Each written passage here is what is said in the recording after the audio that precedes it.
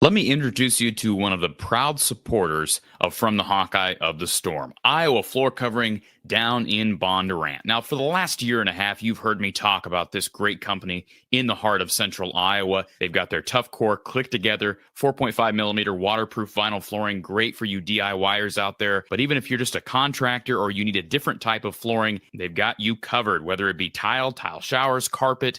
Give Iowa Floor Covering a chance to serve you better and serve your flooring needs. Visit them online at iowafloorcovering.com. That's iowafloorcovering.com, or you can give them a call at 515-379-7000. That's 515-379-7000. Thank you to Iowa Floor Covering in Bondurant. Straight from the man cave, Kinnick under the kitchen. Randy Engel, a longtime supporter of the Hawkeyes and from the Hawkeye of the Storm, has created so much licensed, authentic, original Hawkeye artwork featuring so many of your favorite Hawkeyes. From Brad Banks to Reese Vanderzee, from Chuck Long to Caleb Johnson to Spencer Lee, and the list goes on and on. Be sure you check out the Under the Kitchen art stand each year at Fry Fest. Visit Under the Kitchen on Facebook and check out the entire selection of signed and unsigned prints available at underthekitchen.square.site. That's underthekitchen.square.site. Check out Under the Kitchen today and get your authentic, original Hawkeye print. We are live here on this beautiful Wednesday afternoon ahead of a massive cold front set to hit the state of Iowa in just hours. I think it's already affecting our friends up in Northwest Iowa. We're talking Iowa football recruiting here this afternoon, as we do each and every year with our live signing day special. So this is going to be a fun 2 hours. It always is. It moves really fast. And we've got a number of recruits lined up to chat with you, Hawkeye fans, as you get to know the newest additions to the 2026 Swarm. And, of course, we'll also just break down the class as a whole. Of course, as always, there are going to be individual spotlights as we progress leading up to the spring semester and, of course, into the summer as well. From me, from yours truly, as we talk about recruiting and just development in this program moving forward past the 2025 calendar year. So the phone line is open, folks. If you want to get in line, the number, as always, is 515-635-1601. 515-635-1601. If you have a question or a comment about the class, a certain prospect you're excited to watch, somebody who you think could certainly contribute early, we're going to have a fun 2 hours here. So let's get this started, folks. We've got our first prospect on the line. We've got 2026 now signee, Colin Witters with us. Colin, good to see you, sir. You as well. So congratulations, first and foremost, of course. I know it's probably not the first time you've heard that. It won't be the last. And this has been a day that you've been waiting for a while. What's it feel like to finally make it official and know that you're a Hawkeye? I mean, like I said, ever since I was little, I've always been a Hawkeye. So just making it official today, I'm very blessed and excited for the next few years. What's the process been like for you? I mean, you brought up how you're a Hawkeye, you're an Iowa City kid. Kind of makes sense that we start with you. Was there ever any doubt, given the fact that you're a lineman and that you are an Iowa City kid, you're a Hawkeye fan, was there ever any doubt that you wanted to be Iowa if you earned that opportunity?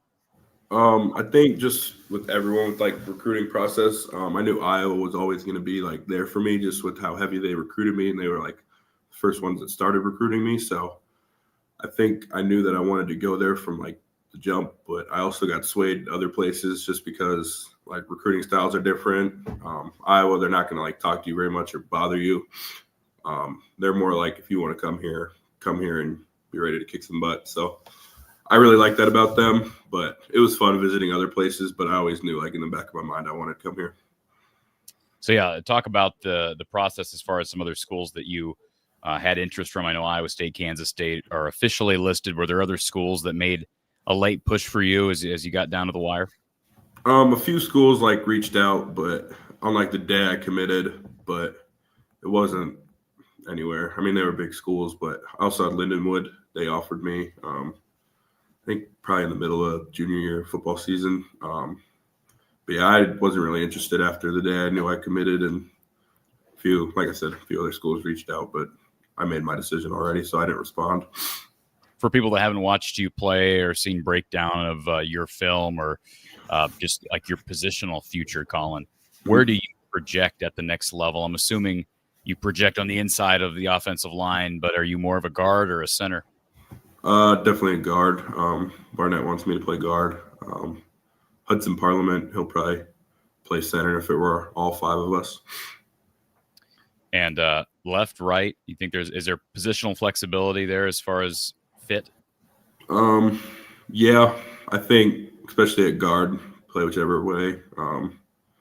I prefer the left side, but that's just because I've always played left side in high school. So I guess left guard is what I want to play. 247 Sports has you listed at 300 pounds, about 6'4", 300 pounds. Mm-hmm. I don't know if that's accurate. You can give us an update on your measurables, but it's not real common to see a kid that comes into college at 300. Has the coaching staff given you an indication of what year one will be like as it relates to strength and conditioning?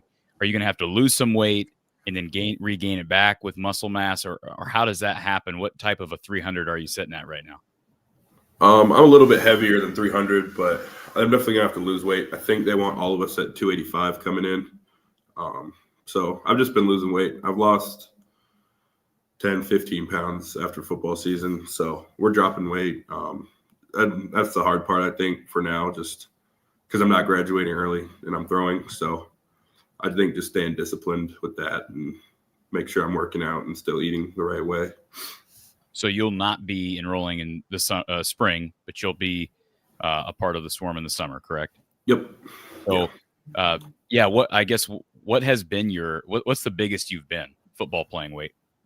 I probably hit 335 at one point, but then I realized that was too much, and I didn't think it really affected my play. I think it was just the way I looked more so. I just wanted to look better, and I think I still was fine.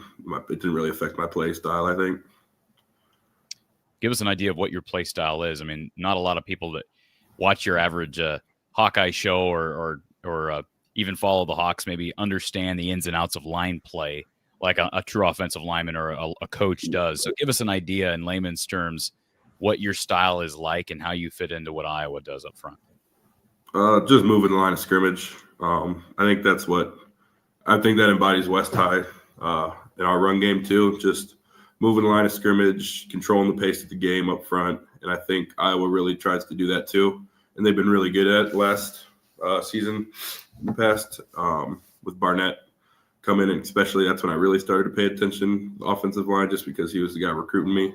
Like I started to watch the game from the inside instead of the ball. So I think just watching that, and I've just been trying to mimic my game like that. And then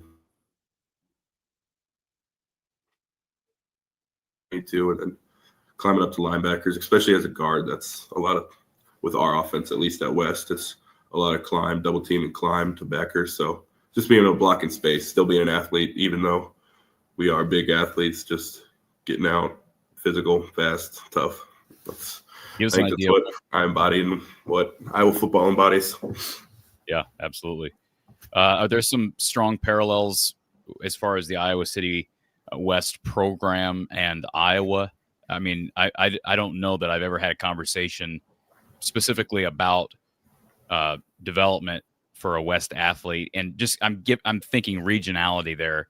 Just the fact that it's a kind of a sister school for the Hawks. Are there some parallels there with how things are done with the coaching staff and development team there at Iowa City West in Iowa? Yeah.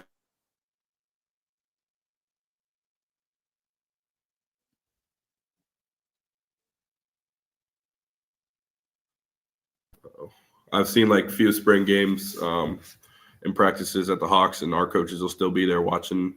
So I think like a lot of like the lifting, strength, and conditioning definitely is like resembles a lot of how Iowa works and functions. What was Barnett's style as far as recruiting? What was Iowa's style? Was he your lead guy?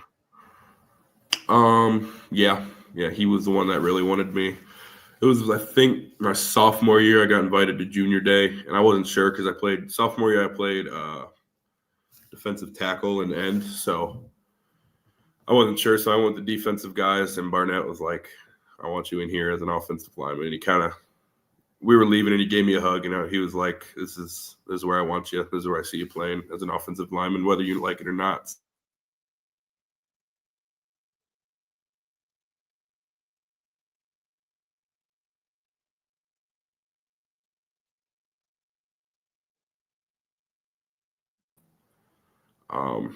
Yeah, after the season rolled around, I got offered in the summer, so it was before I played it down of O-line, which was nice, definitely. So it was good going out to prove that I deserved and could play offensive line at a high level.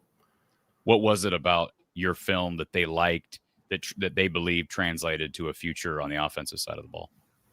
They probably just saw I was an ass kicker. I think they embody that a lot, especially Barnett and in the O-line room. We want you to be ass kickers, so that's what I think I embodied there. Talk a little bit about your family. I mean, I know you probably got a lot of people to be thankful for. Who do you credit the most besides coaches, Iowa City West development, and then of course Iowa now with giving you this opportunity? Who takes a lot of the credit for the development of Colin Witters? My athletic ability from her. So there's that. And then my dad and mom obviously have been such big influences and help to my athletic career. I was a basketball kid growing up, so I think that's where all my footwork came from. And then I got big and I started to a little bit lose a love for basketball, which is okay. But I think football, I really found like a good thing here. So I'm not too worried about it. We just watched the Hawks obliterate the Cornhuskers. As an Iowa City kid and now an Iowa Hawkeye, how do you feel about the Cornhuskers, the Gophers, the Cyclones, the Badgers, the four big rivals? The Hawkeyes have more official rivals than anyone else in the conference. So I'm assuming, man, you can't wait to get on the field and battle those guys. Oh, yeah. I mean, Iowa State, I was recruited by them. I respect them a lot, but, I mean, they've got us the last 2 years, and it'll be cool going in and being able to battle with some of those guys. Will Slagle, who just committed to Iowa State, like he's a good buddy of mine. And so we'll have our battles out inside state lines, but out of state lines, my recruiting process wasn't the same with those schools, which is okay. But, I mean, just being from Iowa City, like – I've been kind of taught to dislike those programs just as a fan standpoint. And then obviously as a Hawk now, we still don't have much love for those guys. 2026 Iowa football signee Colin Witters, considered a top 50 interior guy according to 247 Sports, top 10 in the state, top 600 nationally, picking Iowa over the likes of Iowa State, Kansas State, and some others. Colin, any message to Hawkeye fans? I know you said you're not going to be getting to school early. You're going to be around because you're an Iowa City kid. But any message to Hawkeye fans about what they can expect for the next 5 years from Colin? Well, not just me. I think our whole recruiting class, from an O-line standpoint, and then the whole class, will bring a lot of positive energy to this program. And go Hawks. Go Hawks. Thank you, Colin. Appreciate the time, sir. Colin Witters, Iowa City West, soon-to-be graduate. He has signed officially his letter of intent to be a Hawkeye in 2026. He will not enroll early, but he'll get to a school in the summertime in kind of a unique position, as I brought up there.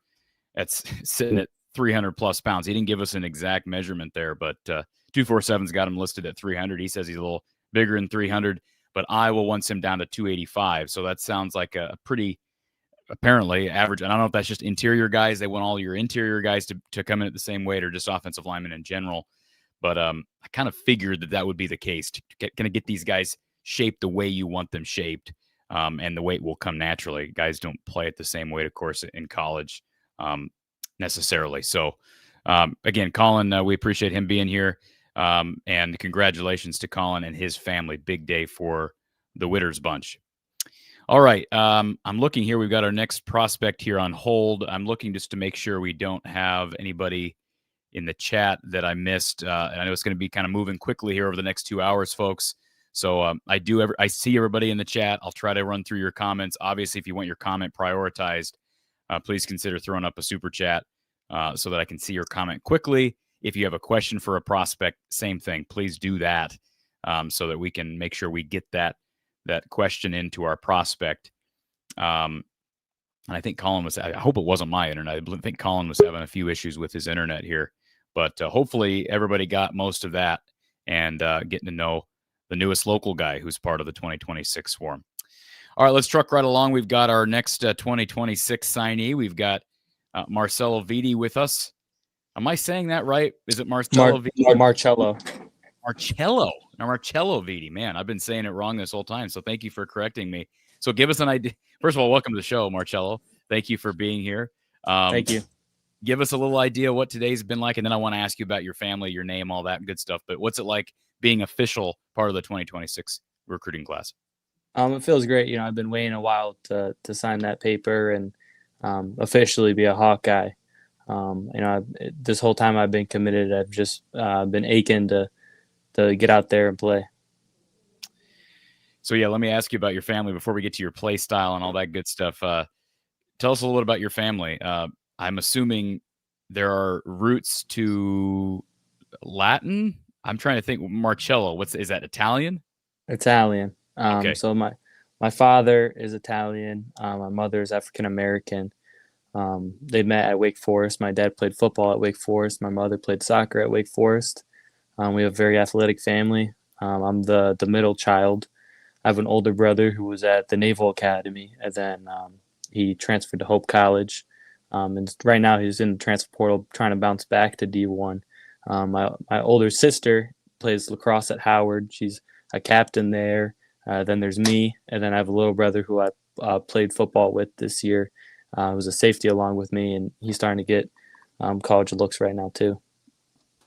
So athleticism runs in the family.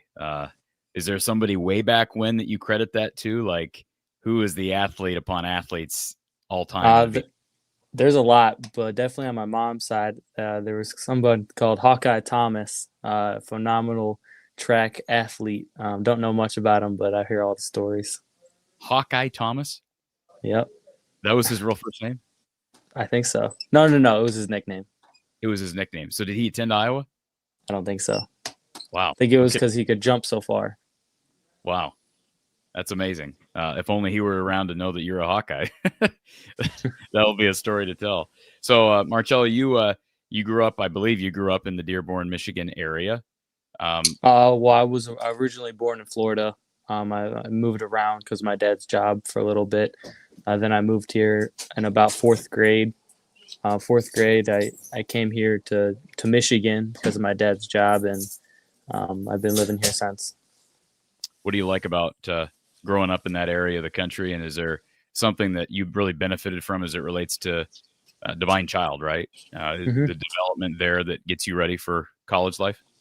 Well, Divine Child's great. My coaches, there's a bunch of jerseys back here that my coach has coached, a lot of SEC guys, Big Ten guys, Coach Aiden Hutchinson, who is in the NFL right now. And my dad actually went to Divine Child, so that's why I ended up going there.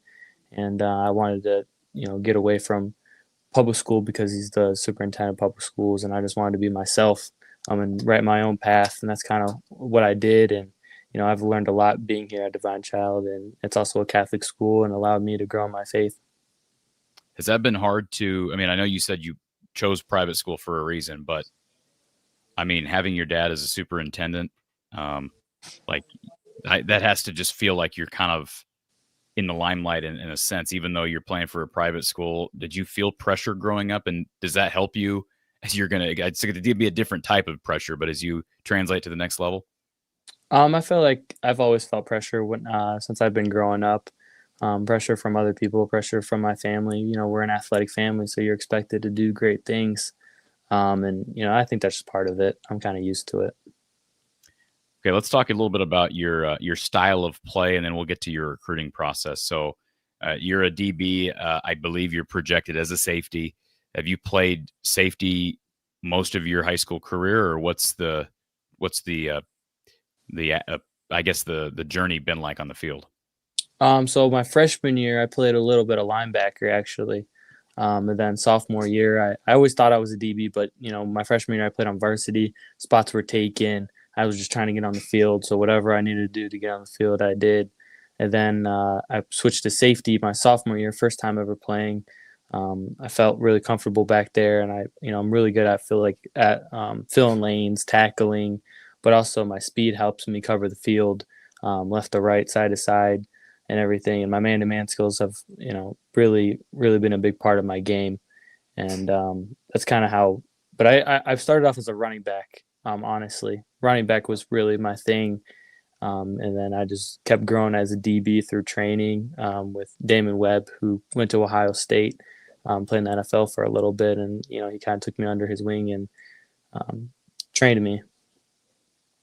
Very cool. And was there any opportunity or thought to trying to pursue a career on the offensive side of the ball? Well, when I was deciding to college, I realized that there's more opportunities to get on the field as a DB.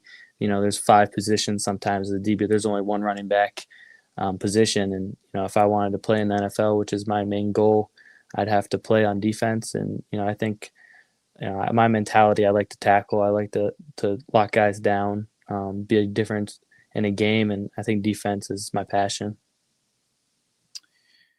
So we're listing you, 247 Sports has you listed at 6 foot 195. Is that accurate as of today? Yeah, I probably weigh a little bit more now, but I just got done with the season, so I'm a little lighter. Does the Iowa have any expectations as far as weight heading into school? I've talked to Coach Parker a little bit about it. He's not really worried about me. He just said, you're going to get bigger when you come here. As long as you can move and you're fast, he doesn't care. Yeah. You look through your offer list, man, you got a plethora of schools. And, I know the recruiting scene is wild, and it's not just wild for transfer portal. You mentioned your brother's trying to enter. I can't imagine what that's like, trying to climb a division, and meanwhile there's, thousands of kids trying to just move within the same division. So I can't imagine that. But I also can't imagine being recruited like you have been. And you reported offers from Michigan State, some in-state schools. I know Michigan State just hired Pat Fitzgerald, so there's some extra hype there. Was it difficult? Did you become a Wolverine fan or a Spartan fan once you moved to Michigan? I would say I originally grew up as an MSU fan. My father, was an MSU fan for his entire life, and I think I had a really good relationship with Mel Tucker and Coach Barnett there. When I was younger, and the recruiting process was a good thing. But, as I went through it, I realized that Iowa was my place and I belonged there, and that's where I wanted to be. Did Jonathan Smith make an effort to sway you or no? Yeah. Yeah. I know Ohio State, not Ohio State. Kentucky was on your list. Indiana was on your list. Auburn was on your list. Minnesota, Penn State. How many visits did you take? I really went to almost every school that ever offered me, just out of respect. And that was important for me, and I wanted to see every school and make the right decision. So I went all over the country, my sophomore year, really. And that took a really big toll on me, traveling, being in a car for a really long time. And then, I just felt like when I was at the place, I was going to know, and that was Iowa. What was it about Iowa? I went to the Nebraska game. That's when I committed, but I was there previously with, some coaches. And then, I just talked to Coach Parker. I fell in love with their defense, honestly, and their culture. There was something that I didn't see before visiting colleges, and I just felt like it was me. Phil Parker, lauded as the best DB coach in the country, maybe the best defensive coordinator in the country. What that had to be a huge pull, but what does that feel like, knowing you're going to get that level of development once you get to Iowa City? Honestly, I'm humbled just that he believes in me, and it would even offer me, honestly, and be able to be out there and realize that he's going to be able to coach me is just an honor. And I'm ready to get out there and just listen, and I'm willing to do whatever he needs me to do. Are you a guy who can see yourself getting on the field early on special teams? If that's what I can do, that's what I'm gonna do. Anything and everything. It seems like a lot of guys that end up being really good DBs, that's where they make their mark early. And Phil's also, I mean, he's proven that he's not afraid to play young DBs. Maybe more so at corner, but I mean, we've seen some young guys play at safety as well. So, what is your schedule like? Are you getting to Iowa early, or are you arriving in the summer? I'm going early. I'm finishing up a couple classes right now online, and then I'm only here for about 2 more weeks, and then I'm headed over. What do you hope to gain through spring practice and that early start? Really just a jump start on the culture, and then the playbook and getting accustomed to things, and just getting a slight advantage. How many people mispronounce your first name? Almost like everybody. Okay, well that makes me feel a little bit better. Yeah, common mispronunciation. So, will you have a nickname, or is there going to be a nickname that you hope Hawkeye? You're going to have to earn a nickname once you get to Iowa, right? Yeah, I've never really had a nickname. I guess my high school coaches all call me 2 because that's the number I wear, and I've worn it since my freshman year. But no, I'm not really a big nickname guy, just because I grew up. Your name is who you are, and you don't let somebody change your name or anything. So, do you know what your last name means?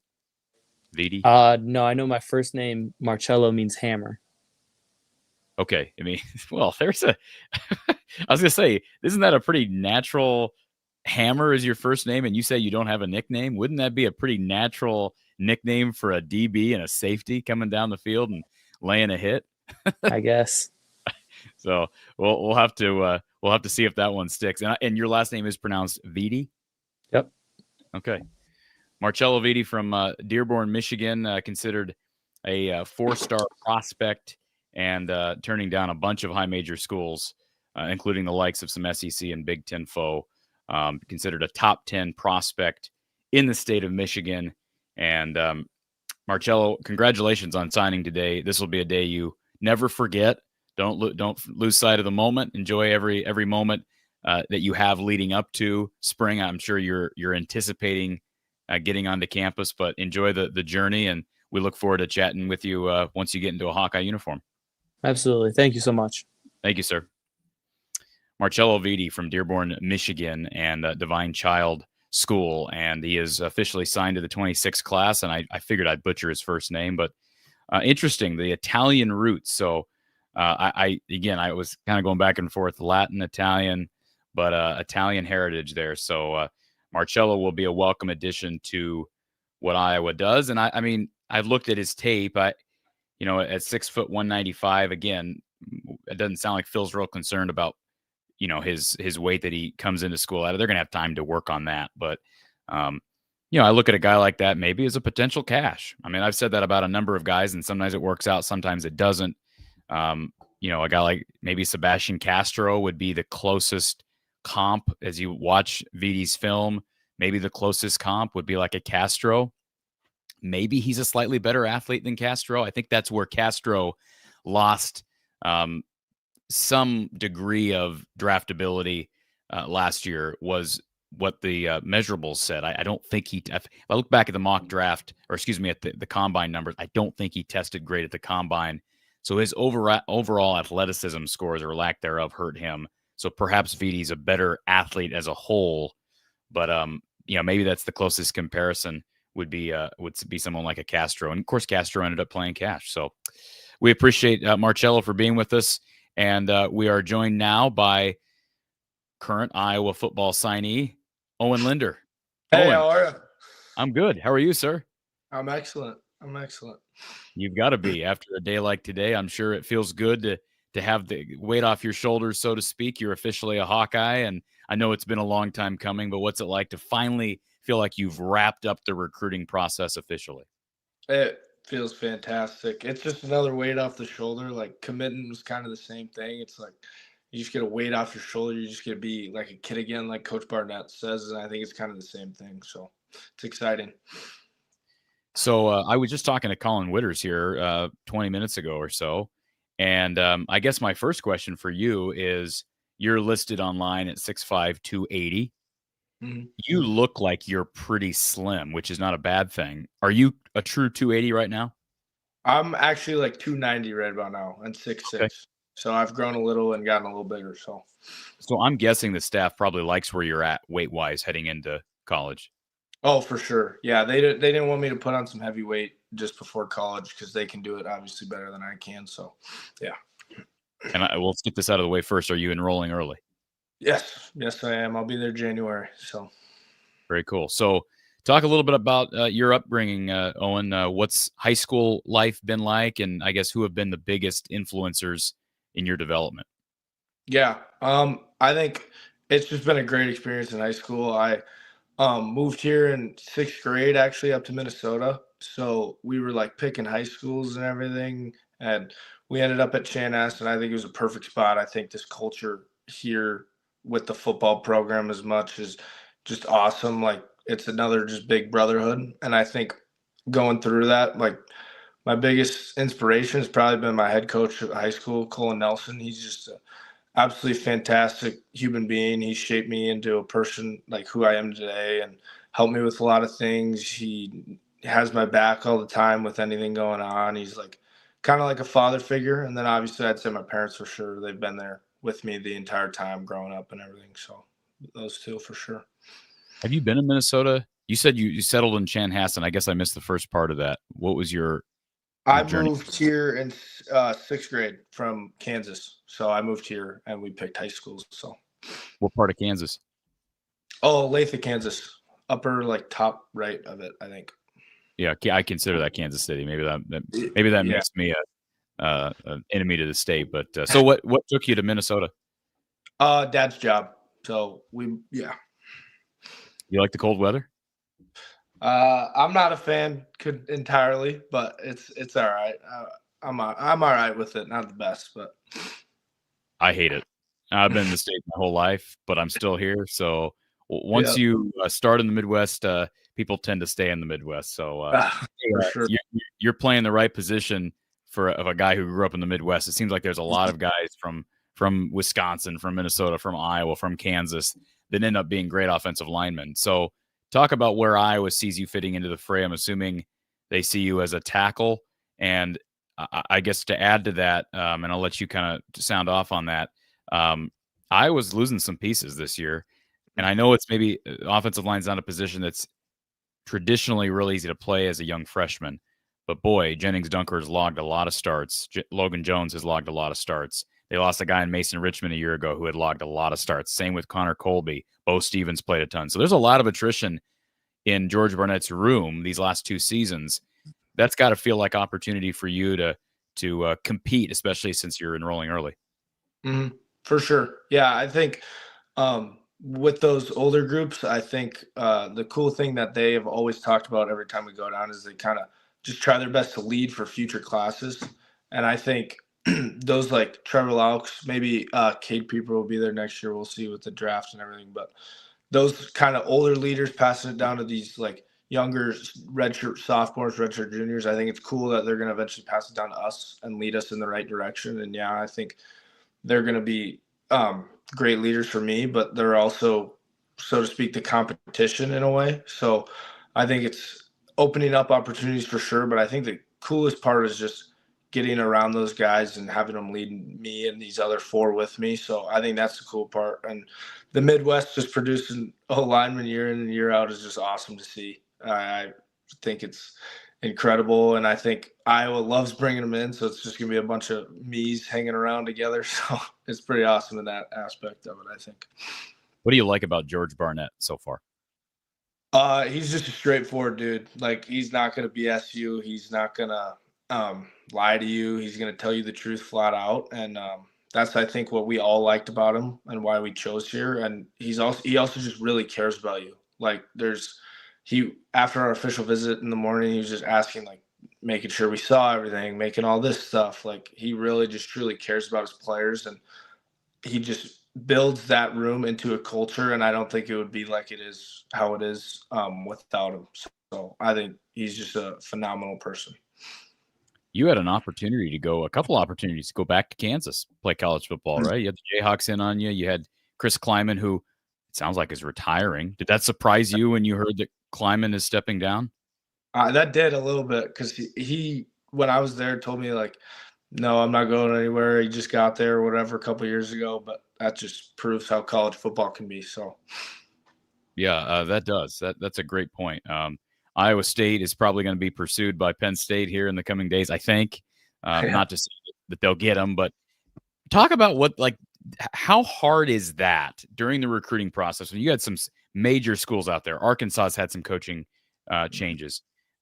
Iowa State, Campbell's being, prospected by schools all over the country. You have Kleiman, you have PJ up at Minnesota. I know maybe they didn't officially offer, but they were in on you. Was that hard to kind of navigate through just the uncertainty that is college football now, not just with players jumping ship, but coaches? It seems like their word means almost nothing in general anymore. Yeah, for sure. I think that was one of the biggest things that I struggled with doing that, is realizing that there's a possibility they couldn't be there. I kind of was just like, oh, I love this head coach. I love this line coach. Like, I could see myself here, and my parents would be like, calm down a little bit. They could leave in 1 to 2 years, and we're having examples daily in and out of college football. And I think it just makes it harder for the high school person to decide, and even JUCOs to decide now. It's just, their word matters, and it truly does, but sometimes you can just be like, I don't know for sure. It's uncertainty, because you never know what's going to happen anymore. So what was it about? I mean, I know George Barnett, you think very highly of him, but Kirk Ferentz is not a young pup anymore. And, he's got a contract through 2029. He has given no indication that he's anywhere close to leaving. During your recruiting process, are there schools that are negative recruiting Iowa because of Kirk's age? There's a couple here and there. I just because every time we went to Iowa, Kirk always said it. Like, he always said something about it, because he just has to make sure people know. And there were schools trying to nag me on it because they were one of my favorites. And I was just like, even personally, even if he does leave in the next 4 years, 5 years when I'm there, I personally think they're just going to promote someone, is my thing. And I think in that strong of a building and in that strong of a program, it's just, that's how it works, and that's how they're going to stay doing it. And that's why I put my word in them and signed with them today, is those exact reasons. So, was there a close two as far as the school closest to Iowa? It's kind of hard to say I had a two exactly. I didn't know I was going to commit the weekend I did. I had no intention to, but that our conversation with Coach Barnett just made it easy. But I was going to go on a couple more visits. I think the schools I was between towards the end was Iowa, Kansas State, Arkansas, and Illinois. I think those were mine. And there was other schools reaching out. Maybe a couple more offers would have came, but I made the right choice. So, absolutely. We're talking to Owen Linder, who is a Minnesota guy. I guess originally a Kansas guy turned Minnesotan. He's deciding to take his talents down south. You're deciding to go south and go to warmer climates, right? I tell you, I say this as it's on the verge of dropping below zero overnight here in central Iowa. So, talk a little bit about what you hope to gain from an early start on campus. Yeah, I'm going to go back to the brotherhood of a O-line room. I think they hounded every time we're there. In our official visit, we saw it. They all were just friends, laughing, joking around. There's no one you didn't like there. So I think that's going to be the cool part, and just learning this next level of the game, because everyone in high school, in my position, and playing high school football and going to play football in college, you are smart for a high school player. But once you get there, you kind of get this I'm the stupidest one here. I'm weak, I'm smaller, all this stuff. And I think that next level, seeing that and being exposed to that and being a part of that, is just going to be awesome for me. And I think that's where I thrive, is just that close of a room and that close of people, and those people exactly like those people. So, yeah. You're also, I mean, I can't speak for you. And is it Chanhassen? Am I saying that right? Chanhassen? Yeah. I can't speak for Chanhassen, but normally guys in your position have been the star, have been the dude. And when you get to college, right, you're nobody, right? Yep. Everybody's a dude, right? So I guess let me ask you, what makes you a dude at the high school level? Because we'll see how it translates. But what makes you potentially a great tackle? I'm sure you want to play at the league level in time. What are your traits that you believe give you the best shot of maturing and developing to get to that point? I just think like my length and my athletic ability, I think, are those main two for me. I grew up playing soccer, baseball, basketball, like every sport you can imagine. So I think that kind of came along with it. And just, I think that will help me. And it's going to be better in 2 years from now when I get taught that, like, more stuff about it. But I think the length, athletic ability, I think just like my hardworkingness, I would say, like, I'm just always in the gym, always doing something. And I know these are the basic answers, but it's just those things for me, I think, are going to be the best, like, helping me going forward for sure. So, Owen Linder from, again, the Chanhassen, Minnesota area. How far is that from Minneapolis? it's about 30 minutes west. 30 minutes west. Okay. Yeah. Is there a close big city besides Minneapolis? I have no idea what Western Minnesota or anything west of Minneapolis even looks like. So, Not really. You just kind of run into a bunch of mini towns on the way to the big town. I'd kind of say it's just kind of the same thing. But I think, yeah, it's awesome up here. Anyways, it's freezing cold with 2 feet of snow on the ground right now. So you got hit with the same storm we did. So, oh yeah.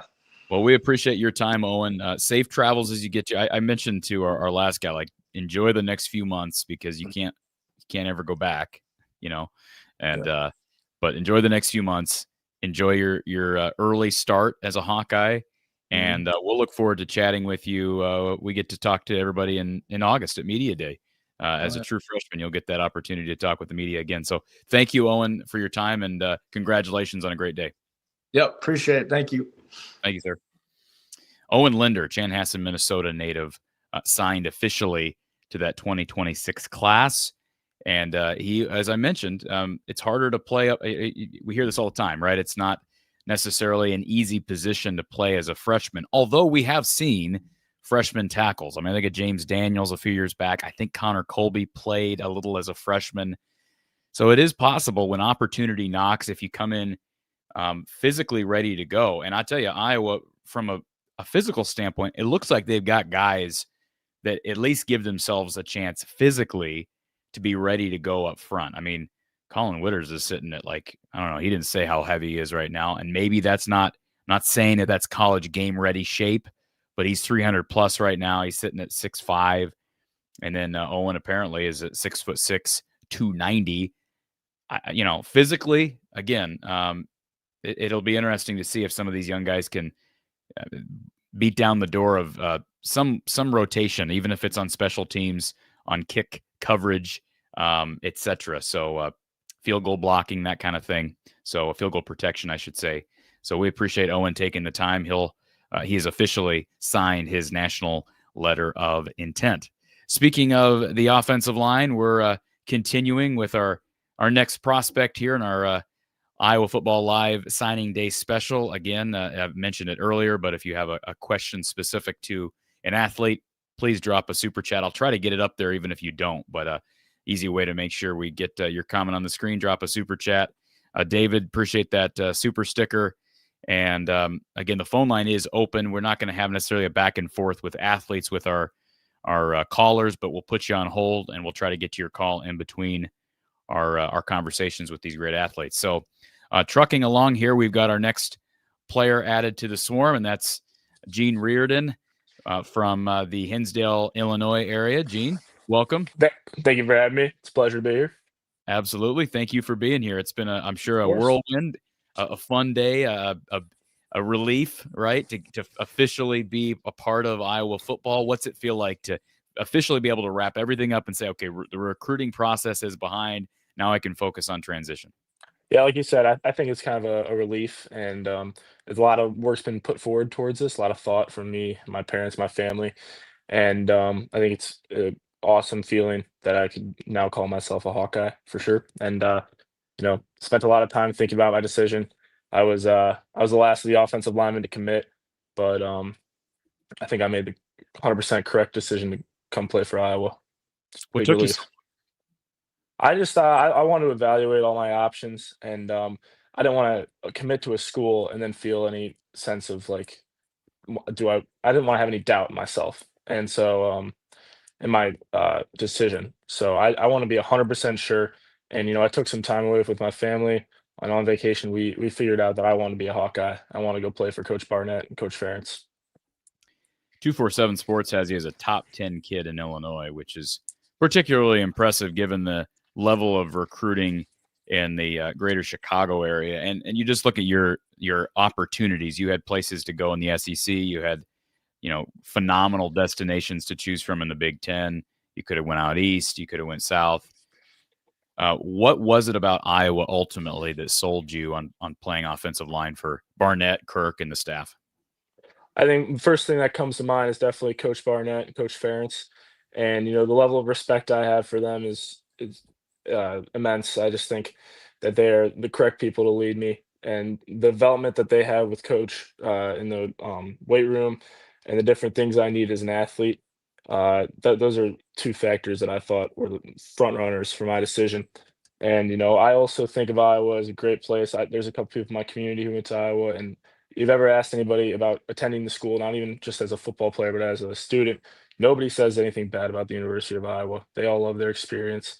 And I think, being 3 hours away from home gives me a great opportunity to be close, but not too close, and then have a great environment that really supports football and football program.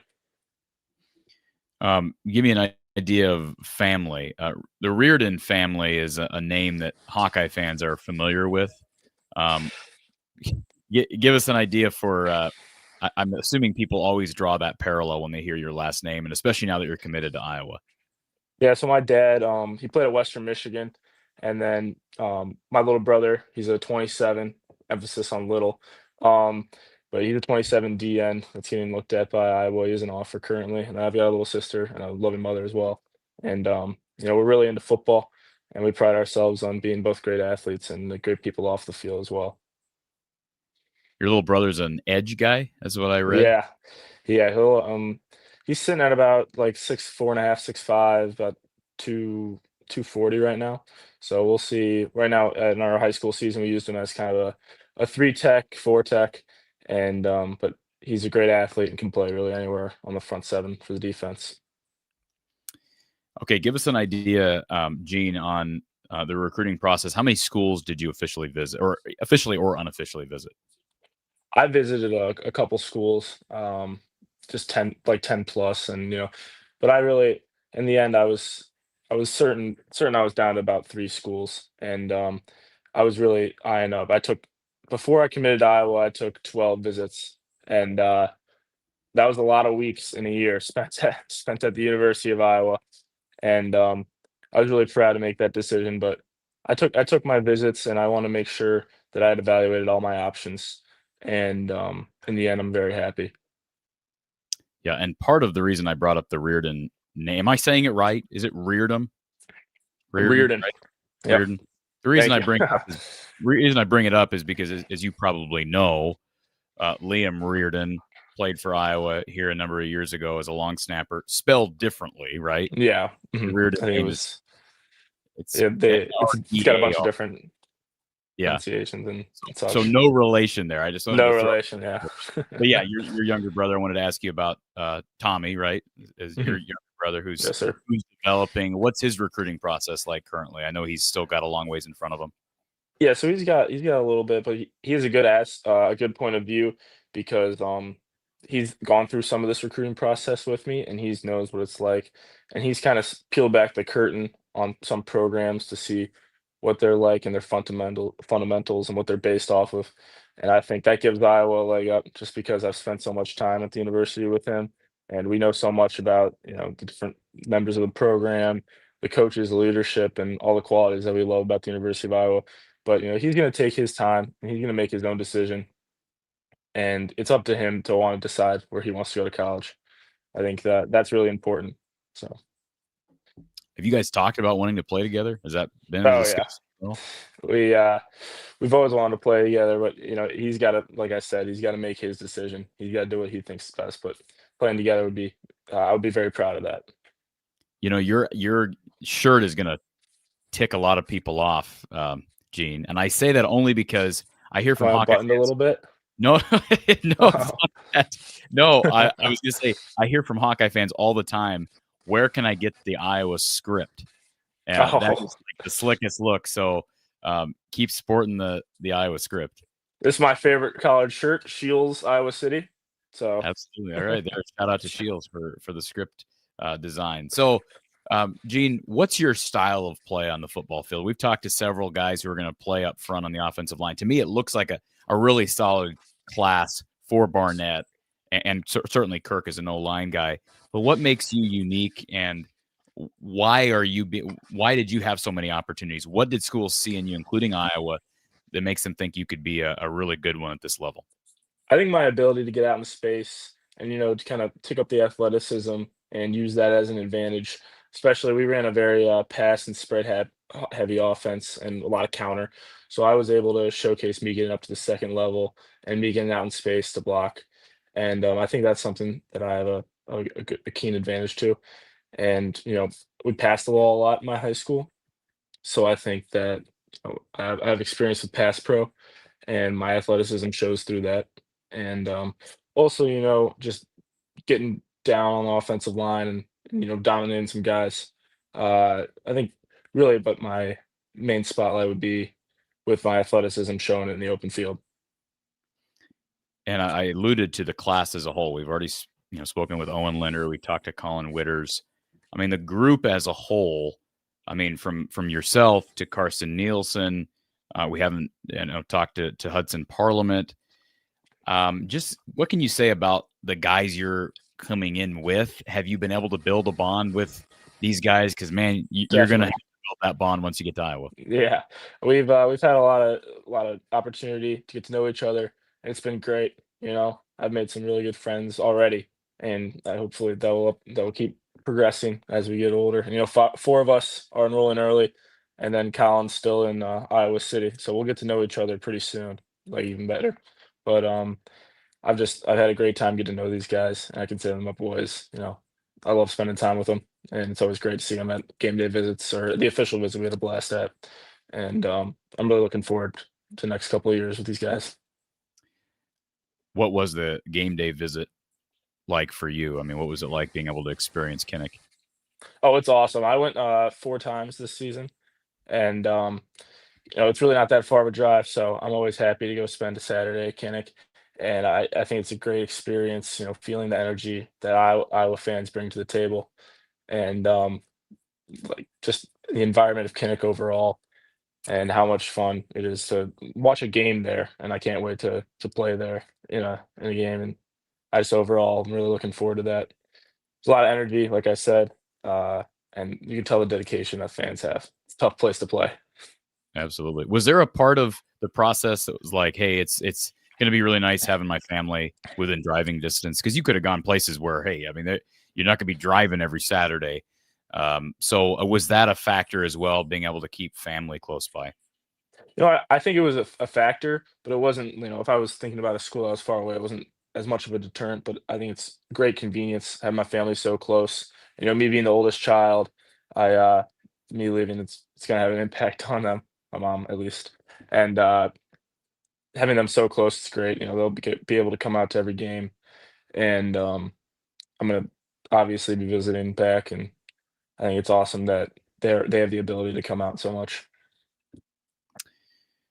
Again, Gene Reardon, who is part of Iowa's 2026 class. He's considered a top 10 prospect in the state of Illinois and a top 25 overall at his position. You're projected as a guard. Is that fair to say, Gene? Yeah, so I'm kind of a in-betweener, I think, and that's what they've told me. And so we'll see where I'll start, height-wise. Carson's a little bit taller, and same with Owen. But, I played tackle throughout high school, so I have experience at tackle. But I could see myself playing both positions. Lomansky's got a super chat here for us. Question for Gene. He says, you mentioned educational college experience from friends. Any specifics? Yeah, I've had some kids that I'm friends with go to Iowa, some captains from our football team, and getting to talk with them and they don't play football, obviously, but they've had such a great time being a Hawkeye and just embracing what it's like to live and go to school in Iowa, and they love it.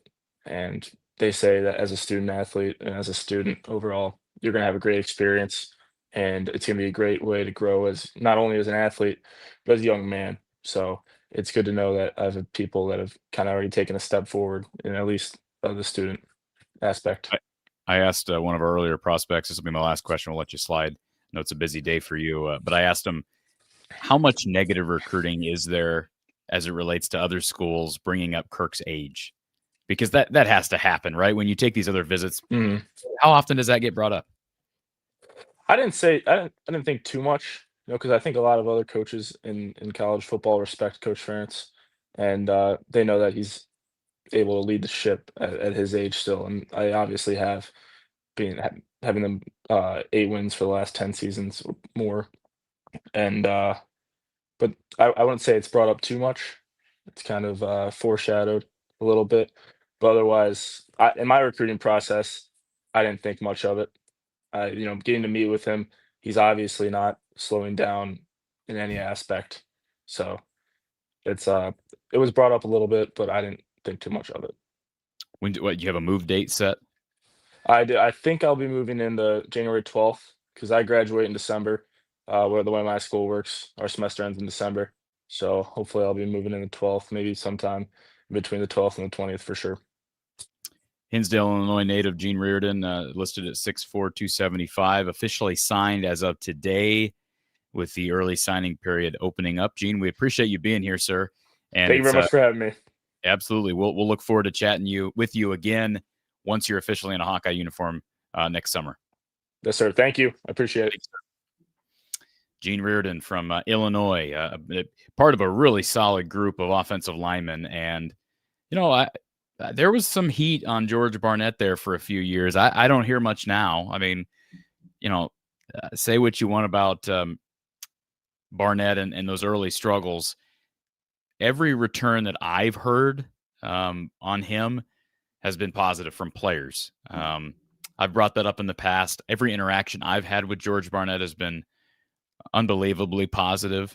And you just hear that from every recruit. Now you're going to look, we can acknowledge this. Most recruits are going to say positive things about most coaches, especially the coach they just committed to play for. But I'm talking holistically, not just from guys who have not yet gotten to campus, but guys who are currently at Iowa, guys who have played for them. And, there's you also kind of hear from some guys that played for the previous O-line guy. And I believe that guy is now the head coach at North Dakota State, right? Tim Polasek. But just rave reviews about George Barnett. Credit him because they have a really good group of offensive linemen. I mean, here's the list. I guess I could share it. We've got a couple of minutes here before our next prospect officially joins. So I'll just share the 247 page and we'll look at the offensive linemen because we've already talked to a bevy of these offensive linemen. So here is the group of official commits to the 2026 class. And now I should say they are signees. So I'll zoom in so you can see this a little bit better. But obviously, we've already spoken with Owen. Carson Nielsen's another kid we plan to talk with later. He's another local kid, Waterloo West grad. He's got really good length at 6'7", 275. Gene, of course, Colin Witters is an interior guy. Sounds like Gene is more of a tweener, maybe has potential to play a couple of different positions, kind of see where he fits in. I mean, he's kind of the size that like a Logan Jones was when he got to Iowa. And, Logan played on the defensive side for a while and switched over and is, now an all Big Ten center. Mentioned Colin Witters. Dude's got some size, man. 6'4", 6'5". He said he was up to over 330 at one point in high school. He found out that was a little heavy for his liking and for his play style. And so he lost some weight there. But man, and then Hudson Parliament's another kid. I know he's listed as defensive lineman. Sounds like they see him as a center. Just a really solid group of offensive linemen that Barnett and Kirk have found and been able to sign now officially. It feels like we've been saying that for a while. So they're going to lose guys on this round, right? You lose Logan Jones, you lose Jennings Dunker. Who else do they lose, man? They should keep Cade Peeper. They should keep. I say should because you just never know nowadays. But you should keep Peeper. You should keep Lauk. And let's see, left tackles. Bo Stevens, is he? I think he's out of eligibility. I believe. Let me see, Bo Stevens. Yeah, he's out of eligibility as far as I'm concerned. He redshirted in 21 and has played these last 4 years. So he's out of eligibility. Those are 3 starters you're having to replace. So yeah, there's going to be opportunity, but at the same time, you have to like what George Barnett has done with the guys he's brought in. They got a lot of young prospects who have a chance to play next year. I mean, think about some of the guys who appeared on depth charts here early on in the year, haven't seen the field a ton, like a Jack Dotzler, who I believe has 1 more year of eligibility, like a Leighton Jones, like a Josh Janowski. He's another kid that, he's been in the program now a couple of years, and perhaps next year is his time. Someone's got to step up there, right? And, Michael Myslinski, he's going to be gone as well. I only bring him up. I know he's not cemented himself as a starter. He dealt with injuries his entire career, but he's somebody that could have been the heir apparent to Logan Jones if he had another year of eligibility. And I'm just looking through, as we talk about this, I'm just looking through the roster as it currently stands. Again, not really knowing. Besides Jackson Stratton, we really haven't had any announcements about players entering the transfer portal. We expect that to happen. Guys are going to leave. That's just the nature of the game. Bryce George is another guy. He came in, people thought he was going to play right away. I thought he was going to play right away. He just never did. And, Iowa was still really good up front, but I expected him to be a factor. Will Nolan is another kid, young. He's in his 2nd year. He's finishing up his 2nd year. I think the biggest guys next year, if you're looking at the offensive line, the guys that have to step up, Jack Dotzler's got to be one. To me, he's got to cement himself as that right tackle. And maybe it'll be someone else, but it's Dotzler's time now. He's been on the depth chart. He worked a little bit at left with Trevor Lauk. Lauk eventually won that job. But if you can have your 2 tackles be Lauk and Dotzler, you feel pretty good about guys with experience who have had some times with the ones in practice to this point. And then, after that, I just named a bevy of guys. Unless Bryce George gets some sort of an exemption, he was playing at the Division 2 or 3. So it's interesting. I brought this up to Bryce when I spoke with him prior to his arrival to Iowa almost a year ago. Well, it probably was a year ago. And I guess that was in the spring when he committed. Anyways, I talked to him and asked him, is there a chance you get another year at Iowa? And he didn't really think so, if I recall. We can go back and watch that interview, but we just don't know. With the Diego Pavia legal thing, that legal battle going on, and the sport is just changing like wildfire. So, but yeah, he'd be a guy, if he had another year of eligibility, he needs to step up and be a guy who can rotate in there. But man, after that, it's just you got to figure out who are your best linemen. So yeah, I'm concerned about it to some extent. They've just lost so much over these last 2 seasons. It's great to see Cade Peeper and Trevor Lauk emerge, but you just lose a lot. You don't just lose your starting right tackle, who's all Big Ten, and your starting center. You lose a grad senior, Michael Myslinski, who was a depth piece. You lose Bo Stevens, who was a starter. You lose Bryce George, who was a graduate who came in and expected to play and never really broke through. Luke Allgaier is another guy, legacy kid, was part of this last class. I know they really liked him right away. He looks the part, came in big, ready to go. He's listed right now at 6'5", 300. And then after that, it's maybe it's George Nahas, the Iowa State transfer. Maybe Bodie McCaslin can work into the mix. Maybe a Cale Winter. He's got a couple of years in front of him still. But they got some pieces to fill, and they haven't had great success going into the portal and finding offensive linemen. They just haven't. They found guys, but unfortunately, it just hasn't worked. Thor says Myslinski will be back. So, I've not had conversations with any of these kids since media day. All I know is Myslinski redshirted in 21, and hasn't really played at all. He played a little bit mop-up duty this year, but he's been hurt a lot. So he redshirted in 21, then 22, 23, 24, 25. That's 4 years. So he would have to come back on a medical hardship waiver for a 6th year. Kelvin believes Luke Allgaier will be top 7. Yeah, he's probably somebody that needs to be. Cub Hawk says he thinks Pieper will play center, Myslinski at guard. Wow, that's interesting. Yeah, I mean, again, I'm not having these conversations behind closed doors. I don't know. Whenever people, and I'm not saying you're wrong, Cub Hawk or Kelvin, whenever people say these things, I always wonder where they're hearing these things. I know, okay, so Thor says Myslinski didn't walk with the seniors. I was at senior day, really didn't take note of that. But if that's the case, great. That gives you indication that he might be back. And wouldn't that be a great 6-year story? But I always do wonder where people are hearing this stuff because, yeah, again, I don't think a lot of those guys, they are not made available to the media during the course of the season. So, maybe this information is being shared on message boards. I'm not on message boards. All the information I get is the information that I get from sources that I have. And I have not heard anything specifically regarding Myslinski or Pieper switching over to center, but maybe he will be. Maybe Pieper will be the next great center, and you could potentially play. You could potentially play Myslinski at one of the guard spots, and Leighton Jones again. He's a guy who's been on the 2 deeps at some point. D. Rollifson says amazing player personnel knowledge. Maybe Brada 2.0 is on staff. Yeah. Yep. That's me. I'm on staff. So I'm on my own staff is what I am. And Dinah Mune says Myslinski has another year. Okay. Well, get the medical hardship. That's great. Like I said, I know he's in his 5th year. So if he's got a medical hardship that's been confirmed, that's phenomenal. And let's see here. There were a couple other comments that let me see if I can find in here.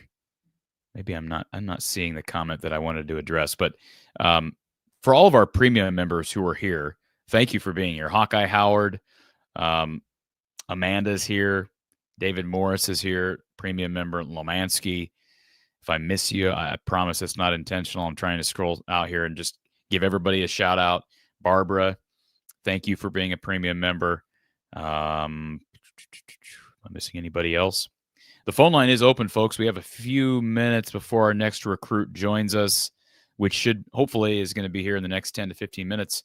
So now's the time to call if you have a question or a comment. It can be about signing day. It can be about the future. Like I said, this time always flies by. We've already been on the air for over an hour. Just crazy. And sometimes we've done shows on signing day that last 3-4 hours. Not going to be happening today, but we are here at least for the next hour. And we've got several more prospects who will be joining the show here very shortly. The number to call is 515-635-1601. 515-635-1601 if you have a question regarding Iowa recruiting or you have a comment regarding the 2026 class or the future as a whole. I might take opportunity here for just a second because we didn't have a live show last night after Iowa, Michigan State. Maybe I'll just take a brief second before we get to our next prospect or a call to kind of react to Iowa men's basketball and its loss to the Michigan State Spartans. So I've seen a lot of reaction here over the last 12 hours, 15, 16 hours to that loss. And we did not get Coach Close last night. I was not on the air. It's very rare that we don't have a live show, so I don't often do this after the fact. But I've seen a lot of reaction since that game went final about Iowa not having offense, and a lot of reaction toward the officiating. You're not going to get a fair whistle in East Lansing. I tweeted that earlier today. I saw Peyton Sanford like the tweet. I think Peyton Sanford's probably had his fair share of bad calls, bad breaks at Spartan Arena, at the Breslin Center. But you're not going to get a good whistle there. Tom Izzo is going to be in the ear of the officials the entire game. None of the officials ever do anything to stop it. They never give him a technical. We saw him run out of the court last night, giving instructions to a player during the game, right after a whistle was blown. He's out on the court. He never gets warned to stay within his box, to stay behind the line. The reality is they lost last night. Iowa lost last night handily, lost by 19. Bennett Sturt struggled. You listen to Ben McCollum after the fact. McCollum was very bullish on his team. He's a confident dude. We know that. I still am in this phase where I'm like, yeah, this team is not the most talented. This Iowa team is not going to be the most athletic, the most talented. But I believe in Ben McCollum's ability to get the most out of his guys. And I don't think what we saw last night was the most out of his guys. And look, I mean, they got to find a way to rebound better. You can't get doubled up on the glass. That's something Iowa's been pretty good at this season, although not against great competition. Michigan State might be the best team in the Big Ten. I mean, it's Michigan State, it's Michigan, it's Purdue. Indiana's really good. The league is deep. Illinois is good. I hope people can kind of just recognize the circumstances and recognize they were on the road at perhaps the best team in the league last night and realize what McCollum said after the fact is true. This might be a good thing that you get exposed early because they're going to have a lot of tape to look at. It was interesting, his explanation. If you didn't hear the press conference, I'd encourage you to go back and listen to Ben McCollum from last night. He talked about not being able to get to that second action. So against Ole Miss was switching on every ball screen. And so then you're playing mismatches the whole game. And it's interesting because we had the live show at Big Grove Brewery in Omaha for the Grand Canyon game.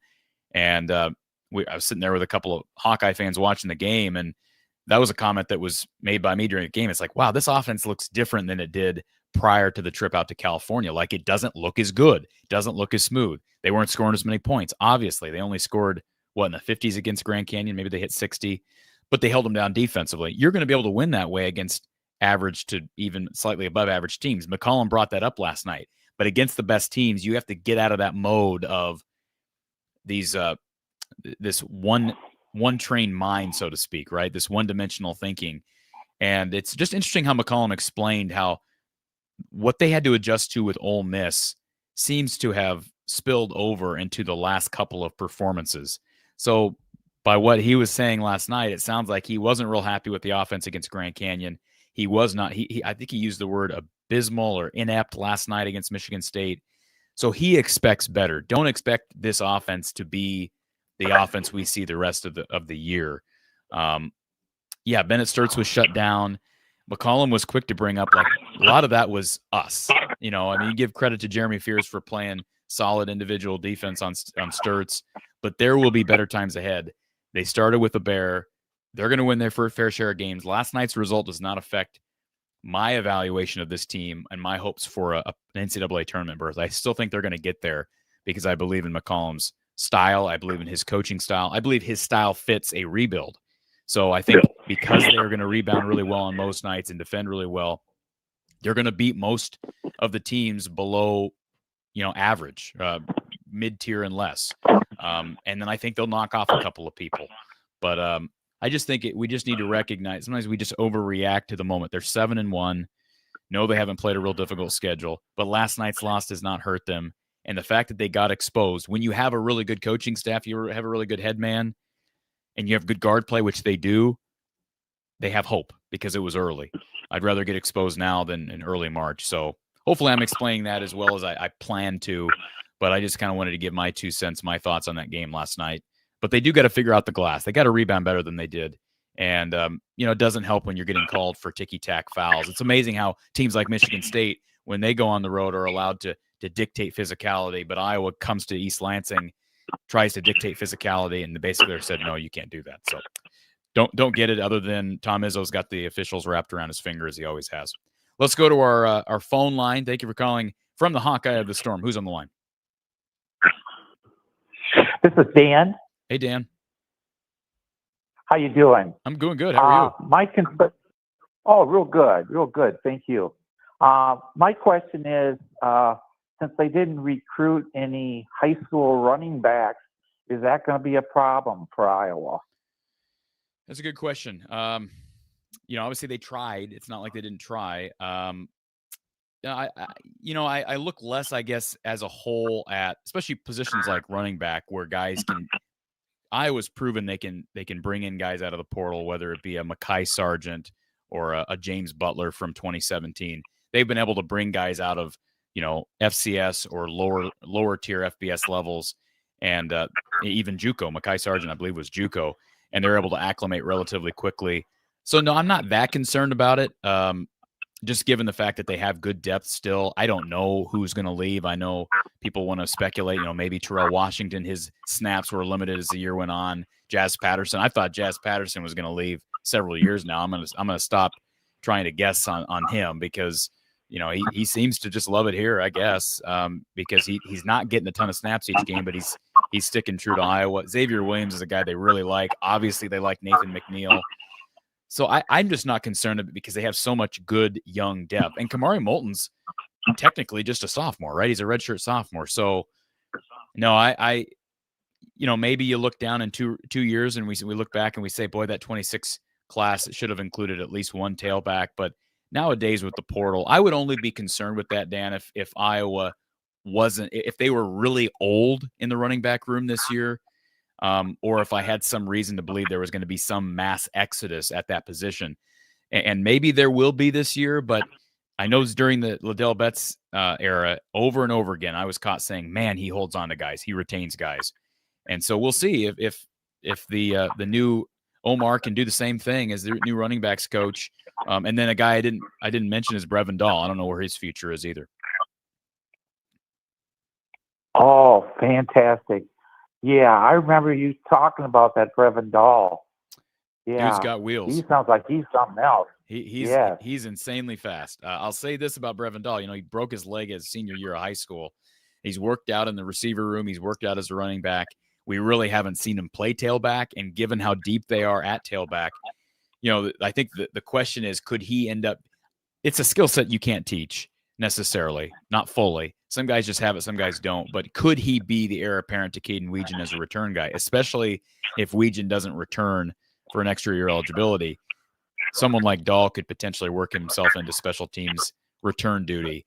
Or maybe he ends up Lester showcased this year with Weegan. Say what you want about the passing game, but he showed with Caden Weegan he wants to get his best, most athletic players the ball.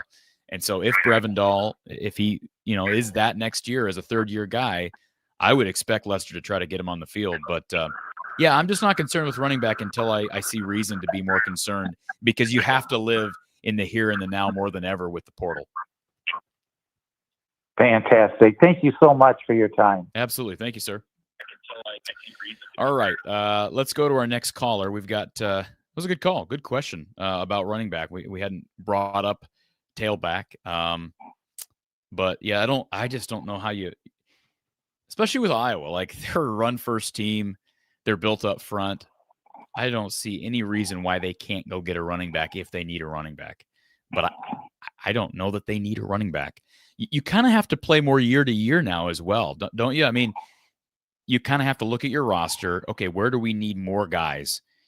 Guys are going to enter the portal if they're not playing in the first 2 or 3 years. Not everybody, but a lot of these kids. So do we want to go get a running back just because we don't have a running back? I say, and I'm no expert on this stuff, right? I'm not scouting and recruiting as an Iowa staff member. But if I'm on that staff and I'm a recruiter, I am not throwing an offer to a running back just because I don't have another running back in the class. I'm going to say, hey, in general, I'm going to say, what's the best available? And I'm going to go with value more now than ever. And the rest will work itself out. If you need to go get somebody in the portal, it's likely somebody's going to leave and there's going to be a spot open after January, first week of January when the portal opens. So now if they lose a couple guys, like if Xavier Williams hits the portal, I see the comment from Hawk. If Xavier Williams hits the portal and maybe Jazz leaves or TJ leaves, yeah, then you probably got to go get somebody. Sure. At that point, then you need the depth. But they just don't lose anybody. So at this point, I'm not concerned. My guess is that's a position Iowa will have to wait and see on. But again, if they like somebody enough to give them a scholarship, they would have brought him in. It's not like they didn't try. I could pull up the guys they offered in this class at tailback. I might as well do that since I'm rambling.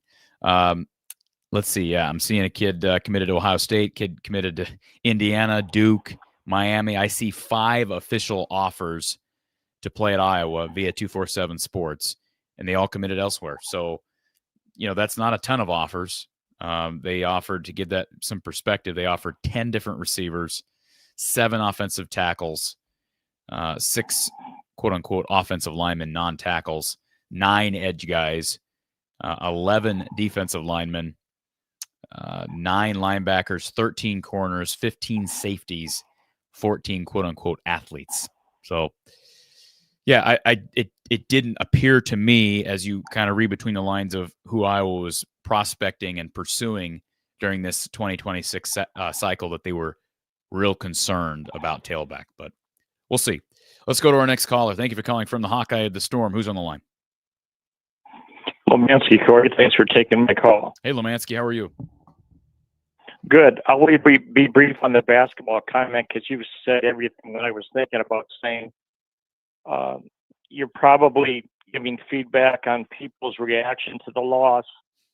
The Breslin Center and that coaching staff at Michigan State is the Bobby Knight of Indiana years back. I don't care what period or coach Iowa had. When you go to the Breslin Center, whether it was Judd Heathcote or today's coaching staff, it's just harder than hell to win there. So I kind of smiled after that game because I love how Jan post games give you information, and it's refreshing to have Ben's post game review. I enjoyed Fran's tenure, but I didn't listen to Fran's post game. They were all the same. It was generic. It was. Well, sometimes, so we're blessed to have about Jan and Ben giving us a review. Lemansky, you know this. There were times where Fran, he didn't even want to go to a post game, and he just wouldn't give you anything. I mean, he would give you one-word responses. So I wish Fran the best as well. But I agree, and I was thinking this earlier as well. Like, as I listened to Ben McCollum, because I wasn't up in East Lansing, it's not like I was at the press conference. But when I listened to Ben post game, I was thinking that was really refreshing to hear. And I don't remember what was the term he used. Drastically, he said we're going to get drastically better. Or do you remember the term that was used in the post game presser, Lemansky? It was something. It's very strong verbiage. He exudes confidence. So maybe one of two things: either he's just a big talker, and I don't want to call him a manipulator because he's not that. He's not trying to manipulate. But either he's just a really good talker and a coach speak guy, and he's just going to say the right things to get people to rally, or he's just really smart. He's a really good basketball coach. I think we know what the answer is. He's a really good basketball coach. He's proven that. So I do. I mean, until he's really given me reason to not have faith that he can get this moving, even this season, I still believe this team can be good. I don't know that last night proves anything other than welcome to the Big Ten. I think you're right, Corey. And I'm an amateur. I coached lower level basketball, but I think Ben has the word accountability. And as a coach, if you stress accountability and your players believe in you, that's when things get exciting. And this is a bad analogy, but I coach youth basketball. I had about 2 kids out of 15 that I knew respected me, and they became players on the court. And I think Ben will get his players to be the coach on the court. And I've talked about Kashina Alexander being, not only knowing basketball, but a coach on the court. So I'll get off of basketball. And the last thing I just want to mention to you, I caught your Mark Rogers verbal back and forth about, other head coaches across the country, their demeanors, James' demeanor, this varmint, this swamp rat that decided to go to LSU. But I congratulate you on your Kirk-like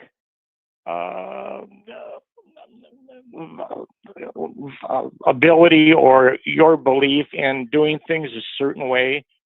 And I think it's the same thing that exists at Iowa as far as a family culture at women's basketball and a family culture at Iowa. Think of all the assistants. Like, you've been interviewing these youngsters. What are they talking about? They're getting the same message or the same vibe from the offensive line coach, from Kirk, the community, Tyler Barnes. I think we kind of chase the W as fans, and we got to really feel lucky. I follow Nebraska podcast because it's such a train wreck as far as the same message and the turnover of assistant coaches and I even say they're trying to build a culture and they're not even close. But thanks for doing this, and you could comment on anything I've said. No, I was not quite as strong in my verbiage toward Lane Kiffin. I just don't like people that put themselves out there, right? Like Lane Kiffin is somebody who loves the spotlight. Appears to me like he really loves the spotlight. And I think James Franklin really liked the spotlight. Brian Kelly loves the spotlight. PJ Fleck loves the spotlight. But boy, there's different levels to that. And Lane Kiffin's at the top. I mean, the dude loves to put himself front and center. And to me, it's just annoying. I hate when guys take away from the college game. Hey, Deion Sanders loves to put himself front and center. That's to a different level as well, right?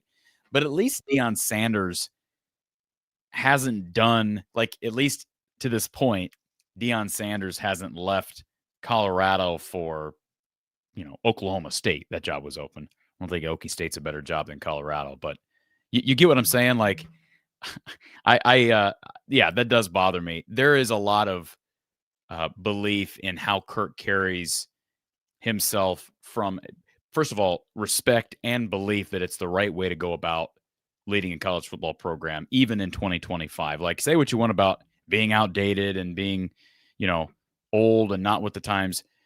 There's a lot of how Kirk carries himself that you have to acknowledge is refreshing, is morally and ethically sound, and yeah, just refreshing in this day and age of guys putting themselves above their programs. And that's what Lane Kiffin did this week. I mean, I have no problem. If you want to take a better job, you'll take a better job. But, the idea that you're going to get to continue to coach your team, I mean, you just led your team to the promised land, so to speak. And right as you were about to cross that river, you said, I'm out. I've never heard of anything like that. It's probably happened somewhere. I don't think during the playoff era it has. I know it's happened with players, right? Who did it happen with last year? Bo Prabula. But Bo Prabula wasn't a starter, right? Bo Prabula was not a starter at Penn State. He's looking to play somewhere. But that had to be hard. But as a coach to voluntarily leave, and I don't even know how LSU is a better program. Apparently they have better resources around them, but they were about to Oxford. That fan base is incredibly patient. That program is on the verge of going to play in the 12-team playoff. So it's odd. But I think the guy likes attention. I'm just speaking to him as a football coach and how he carries himself. I can't talk about his personal life because I really don't know anything about his personal life. But as a coach, it seems like he likes to put himself front and center. And that is something that I appreciate about Kirk. He does not do that. Never has, and he never will. That's just not his style. So to each their own, but I guess I'm a traditionalist in that regard. Sam Corbin reminding everybody, please hit that like button. Please do that in advance. It does help the show tremendously. If you're not, if you haven't already done so, please do that. And also, if you've not shared the link out on social media, it would really be helpful. We are sitting at about, let's see here. On YouTube, we got 200 people watching, which is a pretty good number for 5 o'clock. I guess we just hit the 5 o'clock hour here in central Iowa. And we're going to be joined by several prospects here shortly. And I'm hopeful that we can get a tweet sent out just so everybody's aware. Professor B24, any good recruits coming in? Sure, there's good recruits coming in. Are you kidding me? Absolutely. We ran through the offensive line here earlier while we're waiting for our next prospect to join. It looked like they were having some issues connecting. I'll run through a couple of people that I think are going to be essential to the success of this class moving forward. And let's just start with skill position spots because it's been a point of contention among a lot of Iowa fans, and rightfully so. They have struggled to recruit quarterbacks, right? Trayden Bessinger, former Boise State commit. He's a 4-star prospect, considered top 15 in his position in the country. He's top 200 nationally. Iowa had Cash Herrera committed, and Cash then decommitted, commits to Indiana. Recently here, I think in the last week or two, Cash Herrera decommits from Indiana, is now committed to Boise State. So basically Bessinger and Herrera just traded spots. But I see we've got our next prospect waiting on hold, so we won't go off on a tangent on quarterback. But at some point, you got to strike. You got to strike gold on recruiting quarterbacks. And I mean, think about this. I'll run through this in a little bit. Iowa's not had a quarterback recruited at a high school that's been the starter, a success story as a starter since Nate Stanley. I don't want to hear about Spencer Petras being a success story.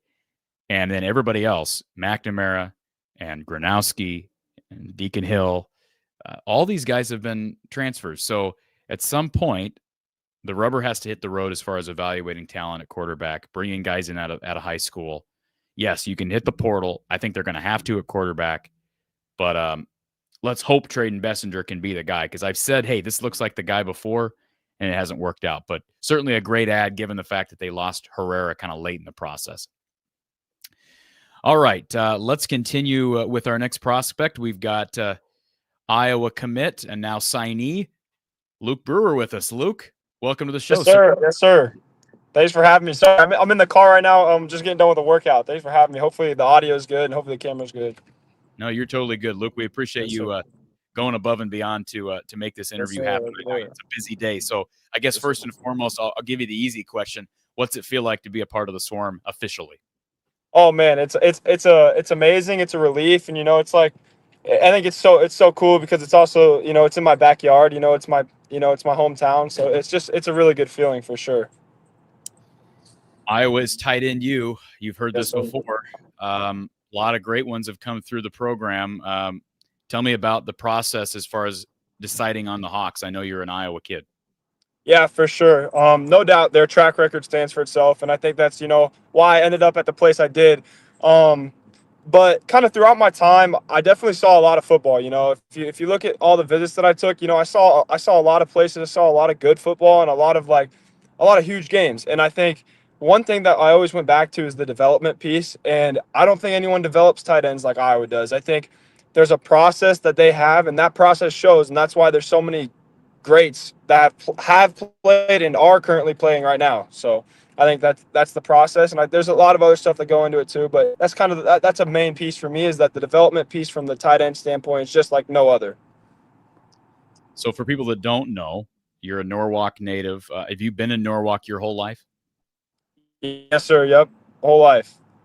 So you don't often see. I mean, it does happen. It's not like Iowa hasn't had its fair share of high major prospects that have offers from anywhere and everywhere. But I mean, you basically, we don't even need to run through your offer list, because you had opportunities to play basically at every blue blood known to man. Yes, sir. I'm sir. Very lucky. But what's that felt like to be a Central Iowa kid that was being pursued by the likes of Tennessee and Georgia and Michigan and Nebraska and Notre Dame and Ohio State? What was that like? Oh, for sure.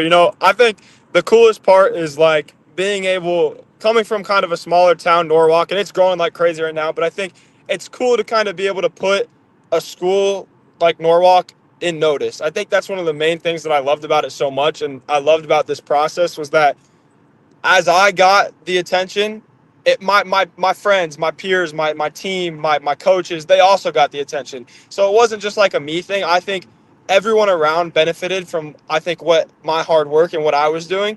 And I also benefited from them. Without any of them, none of it would have been possible. So it was really cool. And then I think one other thing is just the amount of football that you get to watch. Like with these opportunities, the more football you get. And, I'm a football guy through and through. I love it. I just love watching football. I could do it 24/7. Like, it's just amazing. I think it's really cool to be put in that position. But I also know that with this position, it also comes like I said, it's good for other people too. So I think that's something that I really like for sure. Iowa does have, I believe, just one other Norwalk kid on the roster right now. That's Alex Borcherding Johnson. Did you know him and his family growing up? I'm assuming you did, because he's got other siblings that play football. Yeah. So I was an 8th grader when he was graduating, so I didn't get to play with him. If he would have been a junior, I would have been able to play with him. I played as a freshman, so he was gone. But I got to play with the younger two, Colin and Caden, and they're amazing. And I've talked to Maddox when I was up at games and stuff, so it was really cool. I know him pretty well. I know his family pretty well.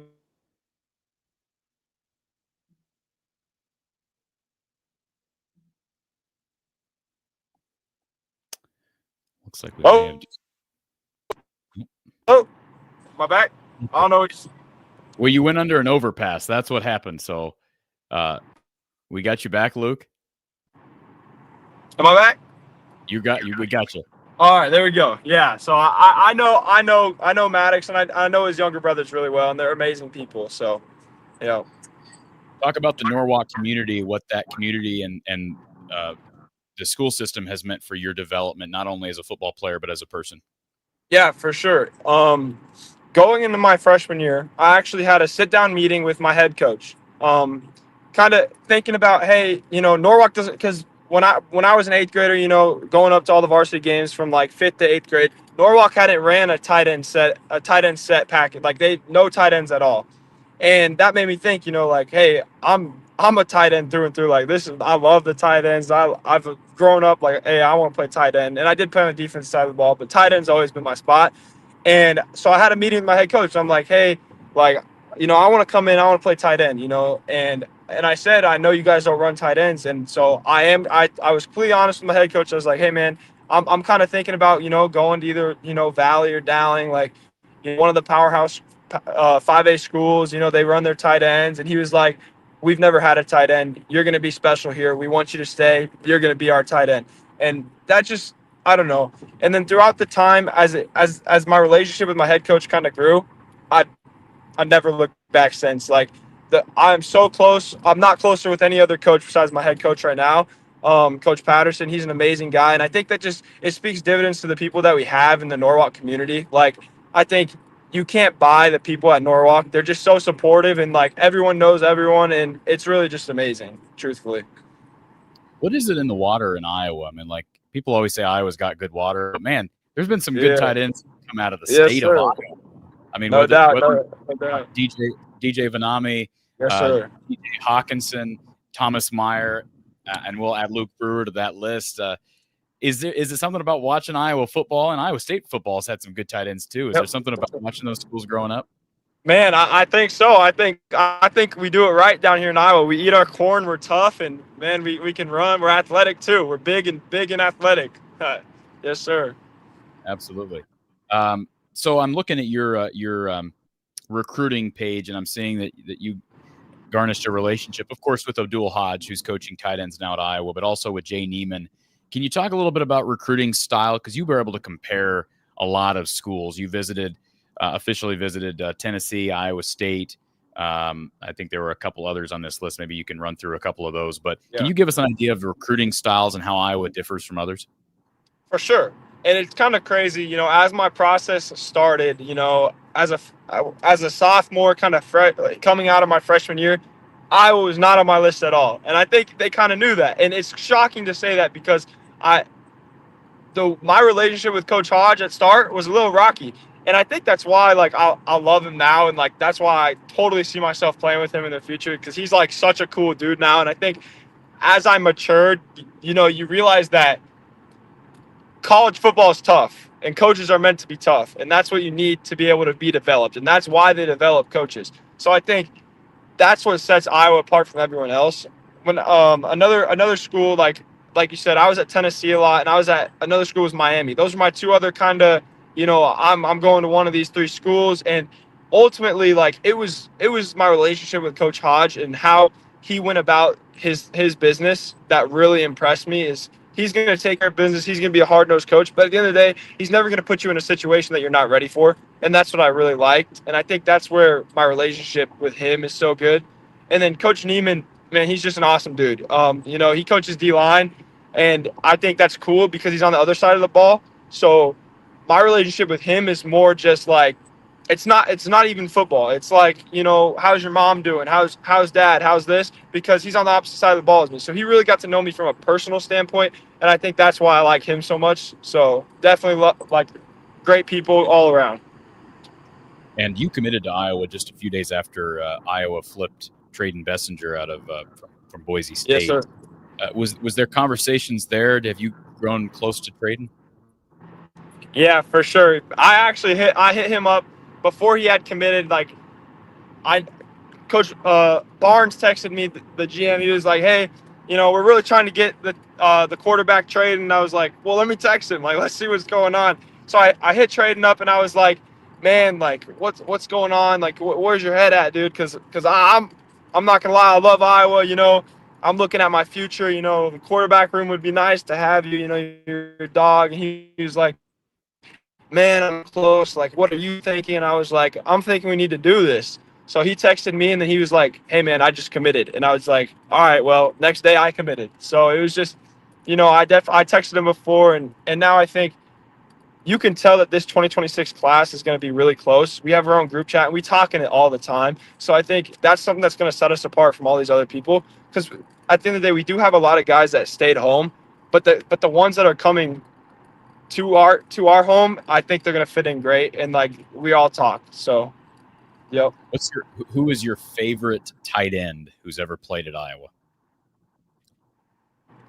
Shoot, I'm a George Kittle fan through and through. To be honest, man, I love his personality. I love his motor, and I think that's something that I try and model my game after. Like, I'm gonna get after people as much as I can. You know, the motor should never stop when you're going. So, I think that's definitely how I look up to. And I think Sam Laporta, from a route standpoint, you know, he's really good with his legs. You know, you have to be able to do both, and he's really good, a well-rounded tight end, and he's going to be one of the greats. Last question, because I know you're on the road, and we appreciate the time you give to us, Luke. Yes, sir. I asked this question earlier to a couple of young prospects who signed today. Well, first of all, before I get to that, I wanted to cover the fact that you reclassified, because you were originally a 27 kid. So I guess what went into that process to reclass up? Yeah, for sure. I think when you have something so good that's right in your backyard, and you know you love it, and you think that you're ready to be developed into something, I think trusting in Coach Hodge and Coach Neiman when they said that this was a smart decision for me and that they see it paying off way in the future, you just have to trust yourself. You have to trust your you know, I know I'm in this. So I think once you know that, like, you know, you have the coaches around you, I think it was a no-brainer. Like, how could you pass up something in your backyard that's so good, and you can get there early and be developed even earlier? Yeah, absolutely. And my last question, Luke, as it relates to recruiting, I asked you about style. How many, since you were able to visit a number of schools and got close to a number of other coaches, how many schools recruited, kind of negative recruited Iowa? Like, as far as Kirk being, you know, at the twilight of his career, did you hear a lot of that? Was that a pull for some other coaches to use to try to get you to sway yourself away from the Hawks? For sure. You know, like, in me, and I think in time switch in the coaches. When it came down, it's almost crunch to make it.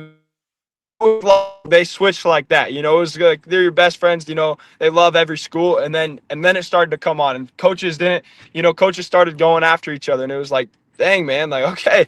But definitely, like, people talked about Coach Ferentz's age and stuff, and I was like, I'm telling you, I've talked to Coach Ferentz so many times. He is so with it. He's the most down to earth head coach I've met. He's such a, like, just a nice guy to talk to. You know, he could talk to you forever if you really get to know him. And I think if one of those coaches would talk to Coach Ferentz, they'd see he's nowhere near done. And I know that. I truly do think so. And he just came out and talked about it on the press conference. Like, you could tell he feels good. You know, it doesn't matter his age, as long as he feels good. And I could tell he does. And I think, you know, it's really cool for sure.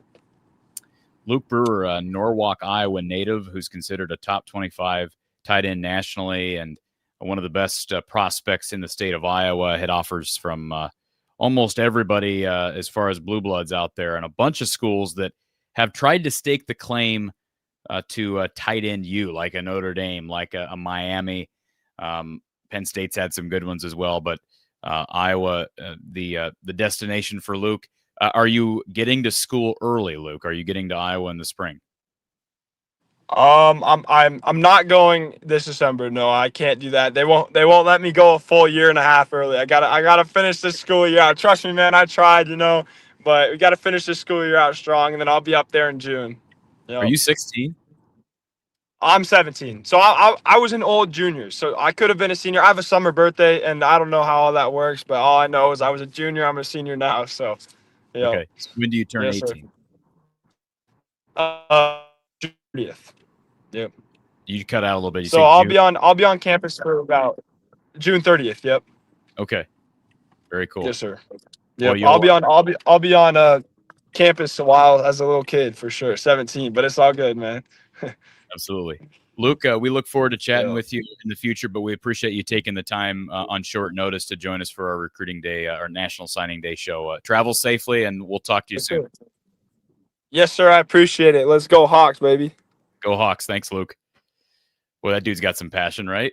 D. Rollison, thank you for the super chat. Amazing show, restoring my faith and passion for college football. Wish more fans were watching him today.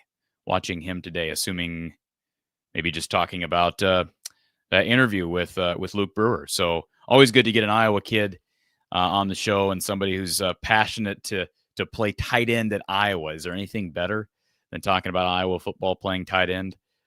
There might be one thing better than talking about a future tight end at Iowa. It's maybe talking about a future offensive lineman at Iowa. We've talked to several already today, and at this time, we'd like to welcome in Iowa 2026 signee Carson Nielsen to the show. Carson, it's good to see you, sir. How are you?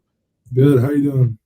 I'm doing good. Appreciate you hanging out with us for a few minutes this afternoon. Congratulations. I know it's been, I'm sure, a whirlwind, an exciting day. As I tell everybody, don't forget this day because you'll never have another one. So congratulations, first of all. What's it like to finally have just having the pen on paper finally, making it official and kind of having this whole recruiting thing behind you? I mean, it's a long time in the making. I think I've been committed for, I think today I heard like 2.5 years. So, I mean, it definitely feels good. I always envisioned this day. So I'm excited because I know it means in about a month I'm going to be down there. So it's finally all coming together. For people that don't know your process, I was going to bring up, you've been committed for 2 years. Yeah. Why so early? And did you ever think of reneging at some point? I think I committed so early because I just knew everywhere I went, I compared that place to Iowa. And then I took the trip around a lot of schools like 2 springs ago for spring ball. I went down south and all that and saw those schools. And then my last stop was Iowa. And I just knew after I compared everywhere else to there, that's where I wanted to commit. So that April I did. And I mean, there's been times where other schools talk to you and it's like, maybe I should look into this, but it's just, then I go back to remembering why I chose Iowa and why I want to go to Iowa and what Iowa's done for me and what they're going to do for me. You are a Waterloo, I almost said Waterloo West kid. Yeah. My apologies. Not easy. And you're local. You know about the tradition at Iowa with offensive line play. Are you 6'7", 275? Is that still accurate? 295. 295. So you've gained a little bit of weight. Where does Iowa want you? Do they have an ideal weight as you transition to college life? I mean, we really haven't talked about that. It's just whatever weight I can play the best at. You don't want to get too heavy because then you get slower. But I think I've really put on weight slowly. Like the heaviest I've been was 300, which was a few weeks ago when I got back from vacation. So I like to stay 290, 300. And then when I get there, obviously I'll get a lot heavier, bigger. What'd you eat on vacation? All-inclusive resort in Mexico. So what? I mean, what? Were these like buffets? Were there just a bunch of buffets? Is that what you were doing? Yeah, like 3 steaks a day. 3 steaks a day. Yeah. Okay, so what is the diet of an 18-year-old kid who's 6'7", 300 pounds? I always wake up in the morning. I'll have 2 Uncrustables, electrolytes, and then I'll go lift. Then after that, I'll get home like 11. I'll usually have like a pound of ground beef with hamburger helper. Oh, it's like noodles and beef. And then 3 o'clock, I'll have another. It's just a snack for me, but like usually it's just straight meat. So like a steak or something like that. And then dinner at 7, that'll be my biggest meal. I'll have a lot. Yeah. Is there a particular prospect that you've watched at Iowa that you emulate? I mean, I know offensive linemen have to live a lifestyle that only linemen can understand. Mm-hmm. But like Jennings Dunker's a guy that I've seen his diet's crazy. I've seen that graphic about it, all the chicken breasts and stuff. I don't know about that much, but I've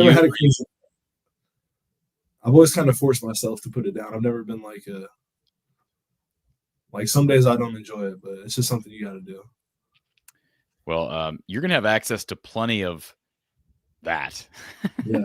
Plenty of food, whatever you need to keep weight, to gain weight if you need to. Thor in the chat wants to know if you're going to grow a mullet and a stash. I talked to Dunker when I was down there for my official visit about the mullet, but the facial hair is coming in pretty slow, so okay, we'll see about that. There's always Rogaine, or they have. The hair's it's pretty long. I've had the hat on all day, so you can't really tell, but I've got the flow going on right now. So Rogaine on the face, no clippers to the back. So that's how Dunker has fueled that legendary mullet. So Carson, you come in physically. It appears on paper you come in ready to go. Are you going to be enrolled? I'm assuming you are enrolling early. Yeah. So do you look at this as like, okay, Dunker's gone, Logan Jones is gone, Bo Stevens is gone. There's some other attrition as far as depth is concerned. I know it's not easy to play as a freshman, but the fact that you can now enroll early, you've had a chance to kind of mentally prepare for this for a long time. Do you look at this in your mind thinking to yourself, I do have a chance to get on the field early if I put the right work in early? I mean, I feel like that's a big goal of mine is to try to touch the field and obviously like contribute to the team, but that's in their control, and I'm going to work as hard as I can to put myself in that position. And I feel like I have for the past 3-4 years. So I'm just working, I just want to help, like I just want to be a guy that goes out there and makes the game better for Iowa. So whatever I can do to help is what I'll do. And that's what Erica brings up. The comparison to Dunker. Is Nielsen the next Dunker with the diet? So do you project more at right tackle or at left tackle, or do you know? I mean, is there, for people that don't understand line play and the how those decisions are made, why a guy fits better at left tackle versus right tackle? Can you explain that a little bit? My whole high school career, 4 years, I've started at left tackle. But this summer I really started working on both sides. I really started focusing on pass sets on the right side because it's really more about your hips. Like once you start doing something for so long, like getting in a left-handed stance, your hips start realigning. So you got to work on the other side too, or else you'll get stiff. So I just working getting in that right-hand stance, and it's not that hard to run block out of a different stance, but pass setting is what's challenging. So you just got to get used to being able to do stuff out of both stances and be versatile. Absolutely. What was it like being recruited by Jay Neiman and George Barnett? Can you give us an idea of what those guys are like behind closed doors, behind the scenes? It's great. I always say Neiman's just one of the nicest guys I know. He's my area recruiter, so he would always come down to the school and chat with me. And he's just the way he treats me and my parents. He's just a great guy, even though he is a D-line coach. So I don't know how good of a relationship we'll have when I'm there, but right now we got a pretty good relationship. But then Barnett, I mean, he's the best coach I met the whole process. That's why I committed. He's the main reason why I committed there. And now everyone else sees what he's doing there. And I always believed in that. Even 2 years ago when people online were saying stuff, like I always knew what he was going to do and what he was going to turn the program into and what he's going to turn the O-line room into. So I was just trusting him. And the way he's treated me and my family is great also. So just being around him has been great.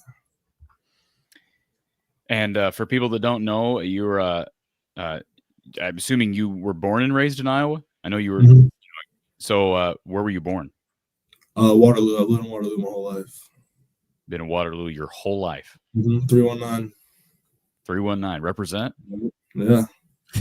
So what's it going to be like moving? I mean, I don't want to downplay that because you're staying in Iowa, but if you've been in Waterloo your whole life, this is the first time you're going to be outside of the Lou. So what is that going to be like? I mean, it's definitely going to be different. Every time we go to vacation, I always end up missing home, and I think that's a big reason why I stayed in Iowa, because I just know I miss home. So it's only an hour down the road. My sister lives down there, and my family goes down there a while. So I mean, a lot. So it's definitely going to be different, but I'm pretty close to all the guys I'll be living with and the coaches and all that. So, and my family's only an hour away, like I said. So it'll be different, but I'm excited. Who have been the biggest influencers in your life as far as people, besides just maybe coaches, staff members there at Waterloo West? Who else has been big in your development and maturation as a person and as a player?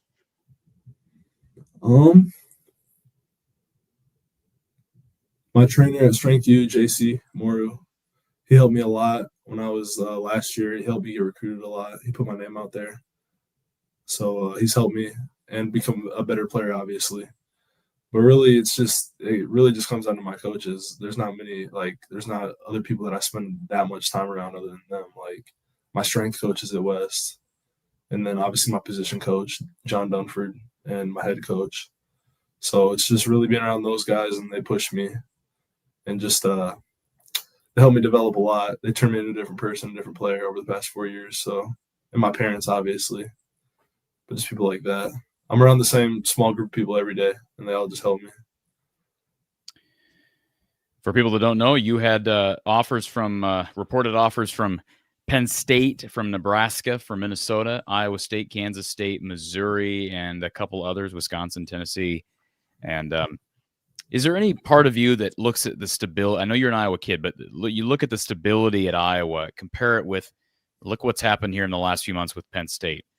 Look what's been happening with Wisconsin and kind of the uncertain future there from their head coach. I mean, Nebraska's went through how many coaches in the last decade? I mean, is there any part of you that looks, and now Chris Kleiman just announced he's going to be apparently he's going to be stepping down. Is there any part of you that looked at not just the tradition, but the stability at Iowa and said, I want to be something that I can stake my future in, and I feel most confident in the stability here versus other places, if that makes sense? I mean, obviously Coach Ferentz is getting older, but I still trust in him when he tells me he'll be there. And the coaches around him, even if he was to leave, they have so many good assistant coaches around him. Like, I feel like any of those position coaches could overtake that program. It would still be the same program. And just the way he's been there for 27 years. Yeah, you don't see that anywhere else. I mean, Coach Kleiman at K-State, he was kind of the same. Me and my parents talked about that, but he just retired today. So Kirk Ferentz is still the only one left standing. So is that weird that Kirk has been at Iowa? Like, you were born in 2007? Mm-hmm. Is that weird that Kirk is yeah, he's been there. He's been there a while. Almost a whole decade before you even were a twinkle in your mother's eyes. Well, I mean, yeah, just growing up in Iowa, he's kind of just he's kind of a mythical guy. Like, you don't really it's not like you just see him out and about, like, especially being from Waterloo. Like, I don't think I've ever seen him in person until whatever the first camp I went to in high school was. Like, he's a pretty famous guy. And then just being able to get around him and get to know him and talk to him in his office and stuff is pretty sweet. Last thing I want to ask you, Carson, and I appreciate you taking the time here this afternoon. We'll look forward to chatting with you again in the future. But for people that haven't seen your style of play, what do you bring to the football field? I'm assuming toughness is a big part of you as a player, given the position that you play. But what sets you apart in your eyes from maybe other offensive linemen? I think I can just handle the person across from me. Like, if you watch my my senior season highlights, you can just see that. And I just my pass pro, I think, is one of my really strong suits. Just using my length. I use my length to my ability a lot, and having aggressive hands, and just I feel like if I get my hands on a guy, he can't do much else after that. Iowa native and Waterloo West grad. You're going to be at Iowa in the spring, along with a bevy of recruits. This has got to be, I haven't validated that, but it without question going to be the largest group of early enrollees in Iowa football history. So you're going to be getting close to guys very soon, if not already. I'm assuming this group is really close. You've kind of been a foundational piece for quite some time. Oh, yeah. I think after our official visit in the summer, where we all got to spend the weekend together, we're all pretty close, especially our O-line group. We got all 5 guys. Only Colin's not coming early, but that's it. But he still lives in Iowa City, so we'll be around him. And just being around those guys, we're all really close. Y'all can still go down the road and get a great steak together. 2 minutes down the road. Is it fair you're going to eat? You're going to still eat with Colin? You guys are going to go out to eat a lot? Oh, yeah. He's a great guy to eat with. I think all you guys like to eat. That's good. So, all right. Carson Nielsen from Waterloo West, and now officially a Hawk. Carson, congratulations. Great day. Enjoy the moment, as I've told everybody.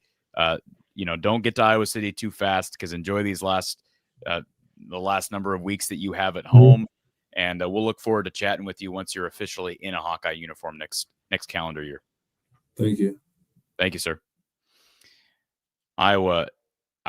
Future Iowa tackle, Carson Nielsen, who's been a part of the fray for quite some time. So finally put the pen to paper and make it official. Can you imagine being engaged to somebody for 2 or 3 years? Maybe you can. I can't, but that's kind of what Carson has been with Iowa football. So great to have him officially part of the 2026 swarm, and just another part of that class that I think is built from the inside out, as it usually is at Iowa.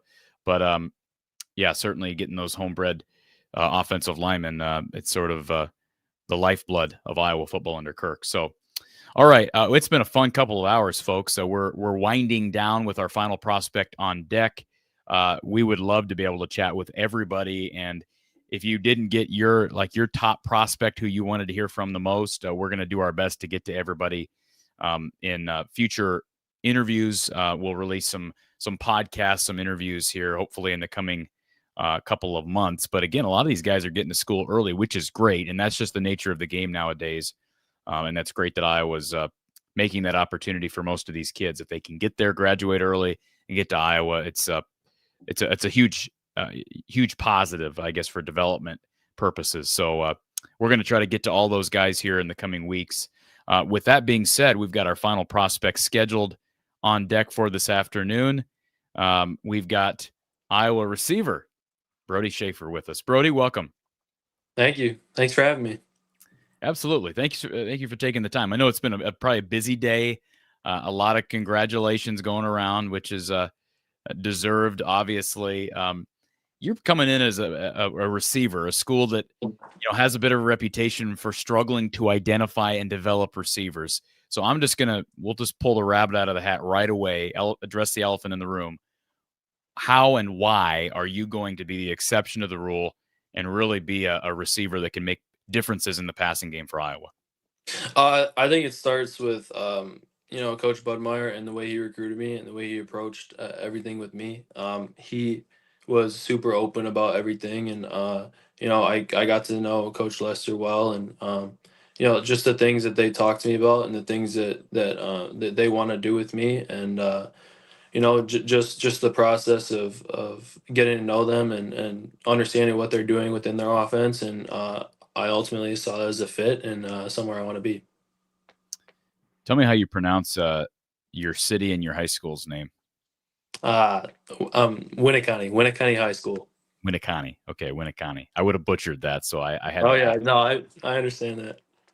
So tell me a little bit about your play as a receiver. You're listed. I guess give me an idea. Are these measurables correct? 6'1", 185. Yeah, I'm closer to 190 now, but that's pretty accurate. Give me an idea for your style. I played receiver my sophomore year of high school, and I got conference receiver of the year, and we had a senior quarterback, and then I had to transition from receiver to quarterback, which I actually played quarterback my whole life, and I just sophomore year I switched to receiver, and I based on my style of play, which was I can throw the ball, but I can also run, and I was playing defense and returning kicks and returning punts. Those are the type of things that coaches from Iowa saw in me, and that's how they saw me as a receiver when I went down there back in January for the spring visit. But I think I offer a lot of talents on the field, whether that's catching the ball, throwing the ball, running the ball. I believe I can do a lot of different things, and I know that's what they think I can do, and I'm really excited to see what they like my role is as the team, and I'm gonna work my butt off to do what I can. You run track? Yes, sir. What's your 100 time? 10.83 was my time from this past spring. So are you a guy that has had any experience at the high school level returning kicks, returning punts? Yeah, that's what I did for my team, my sophomore, junior, and senior year. Is I return punts and kicks, and I love doing it. And I believe that's a really valuable skill set of mine. That's not offense or defense, and sometimes special teams wins games, and I just love the aspect of football. Are you fearless? Heck yeah. They don't call for fair catches very often? No, we don't do that. We don't do that. We don't call for fair catches. No, not unless I really need to. You sound like Caden Weegan. I mean, that's a compliment, man. He just won. Yeah, he's one heck of a football player. So. Oh my Yeah. gosh, yeah, he is. You must be pretty good in the classroom. You had an offer from Cornell. You had an offer from Yale. Not everybody gets interest from Ivy League schools. Why was that? I think a lot of it was based off my performance in the classroom, but I think a lot of it was in the area. One of my other buddies that just committed today had similar interests from the same places. So I think that's an area interest, and I had the academic ability and all that stuff to back it up, and that's just how it went. And I see Kelvin Fisher's in the chat asking about your 40. 4.45 40. That's a question mark. And then 23.5 long jump, your vertical. So these are these official times that you've is this from your junior day? Or So for last year track, I ran my 40 is a 4.46, and then for a long jump, I'm 22.5 or 22.4 1/2, and then my verticals is 36. so how much pride do you take in your track numbers, your times, etc.? Oh, I take a lot of pride in that. That was a part of my recruiting process, and you know, showing like my speed and my jumping ability, because uh so I ran track my freshman year, and then I didn't run my sophomore year, and then so when I committed, I didn't really have much time out there, and I know there were some raised questions about my speed, but I feel like I proved that this past track season, and I still have one more, since obviously I'm not going early. So Who had questions about your speed? I saw stuff online. I don't recall exactly where, but those are just things you see, and you put in your chamber and you burn it, and you just keep working. Absolutely. Is there somebody that you've watched at Iowa that you kind of emulate, or I mean, like you brought up Caden Weegan. Cooper Dejean was a phenomenal return guy, although he played defense. Reese Vanders, he got on the field early. There's a guy that there just wasn't a lot of talk about prior to his time at Iowa. He gets on as a true freshman, makes his first game as a Hawkeye. Anybody that you've been able to watch so far since you've kind of been interested in the Hawks? A couple. I mean, obviously, there's always Cooper Dejean. That's a great player to look after, and things like that. And Caden Weegan, great football player, great returner, just good at everything. And then I would say honestly, Caleb Johnson, like just watching him as a football player, it's a guy you respect so much just for playing the game, and not really saying too much, just going out there and doing his thing.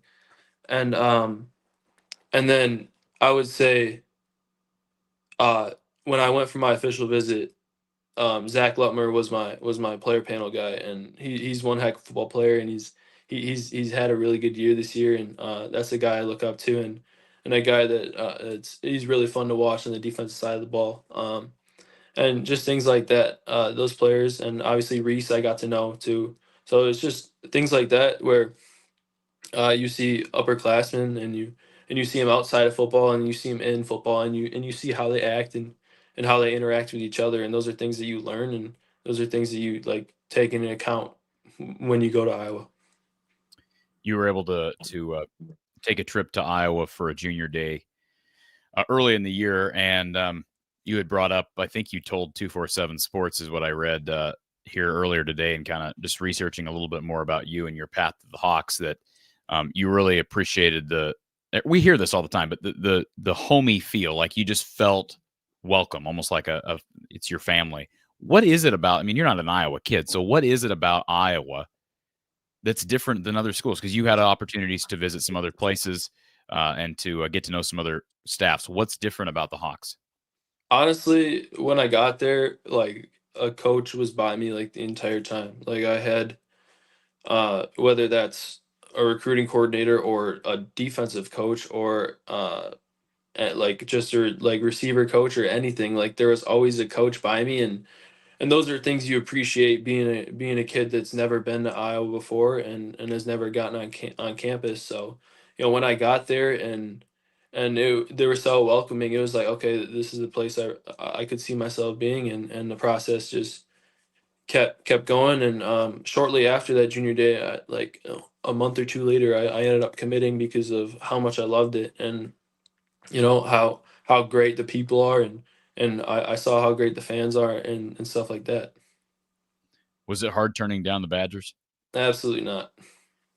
Why? I believe my skill set is an offensive football player, and I was recruited to play safety, and I believe absolutely nothing against them and what they're doing.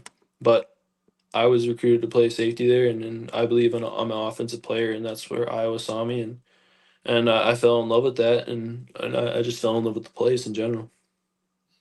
Could we see some trick plays with you on the field, given your ability as a passer? I believe I believe there could be some trick plays. I'm never going to turn down throwing the ball, especially for a trick play. So I'm excited to see what Bud Meyer and Lester can cook up, and we'll see what we can do. Do you believe you can play right away? I believe that's a goal for any kid, but you know, uh, it was a really heavy upperclassman class this year in the receiver room, and I know there's some great guys still in there, so I can't wait to get around and get in and get around those guys and build a relationship. But every kid wants to play early, and every kid wants to get on the field, but at the same time, there's no hurt, and if you don't get in there, there's no hurt in like beating yourself up about it. Like there's a development process, and I know that, and I understand that, and I'm just excited to get in and get in the weight room and get in some receiver drills and stuff like that, so I can see how I match up against these guys and see where I can make my impact the most.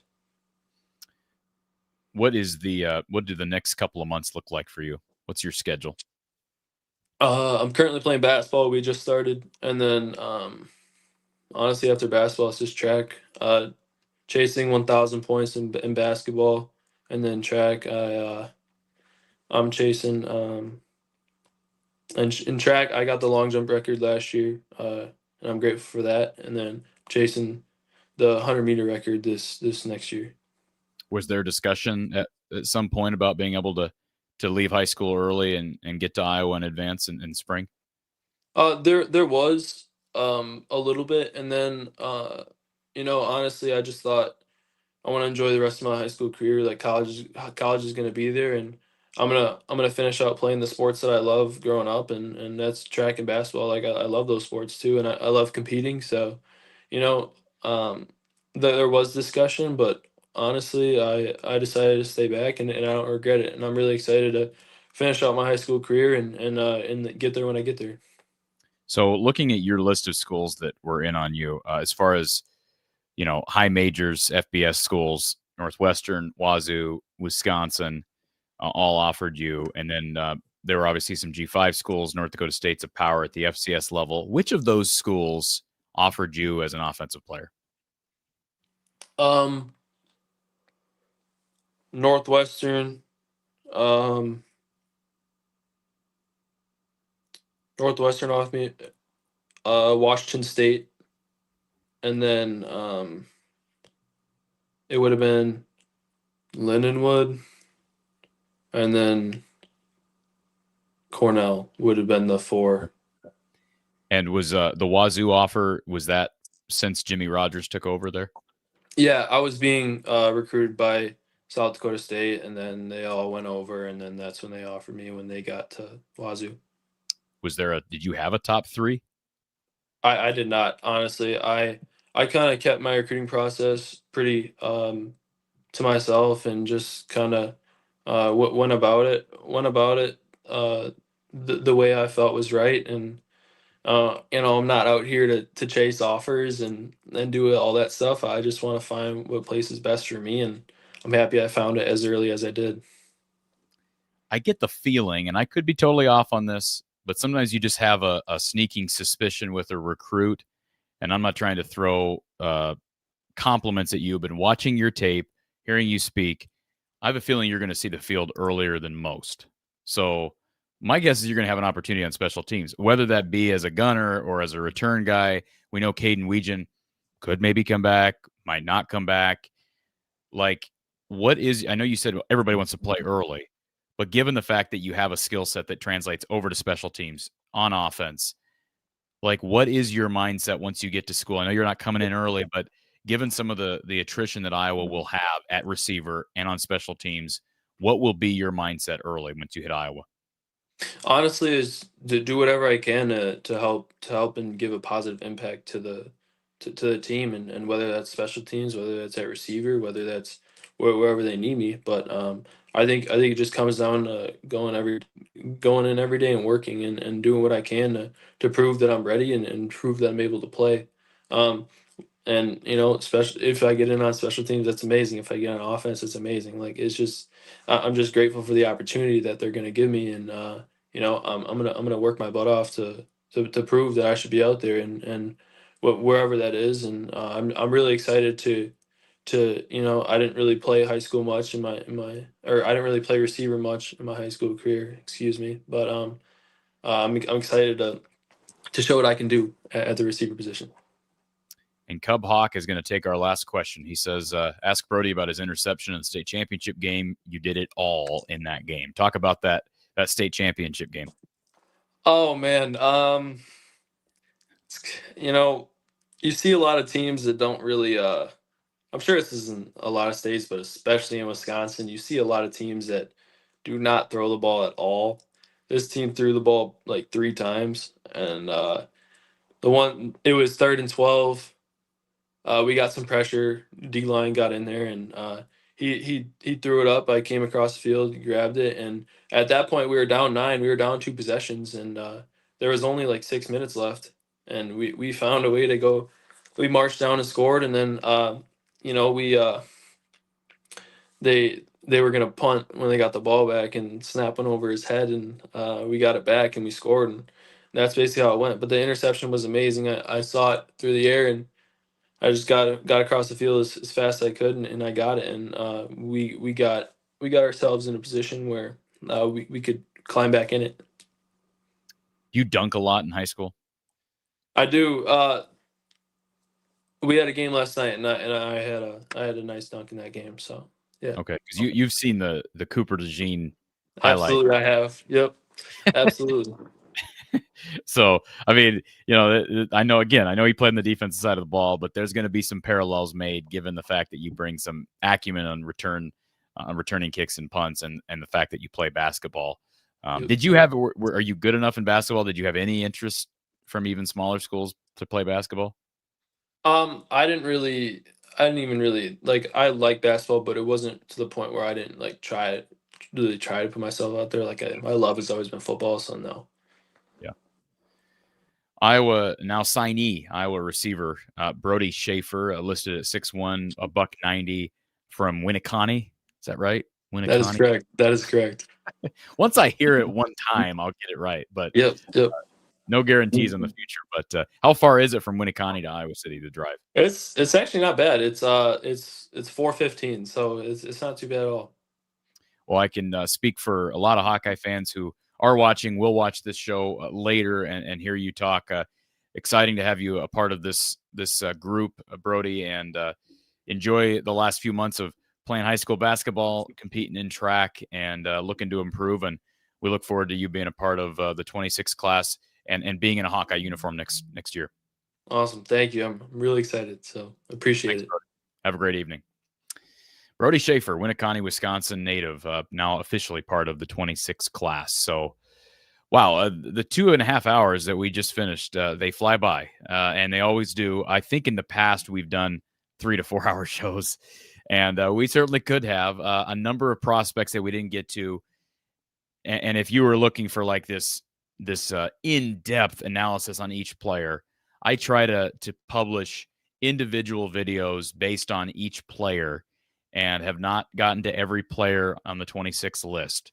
So stay tuned, because in the coming weeks, we'll look to do that. Obviously dependent on other news and topics that come of age.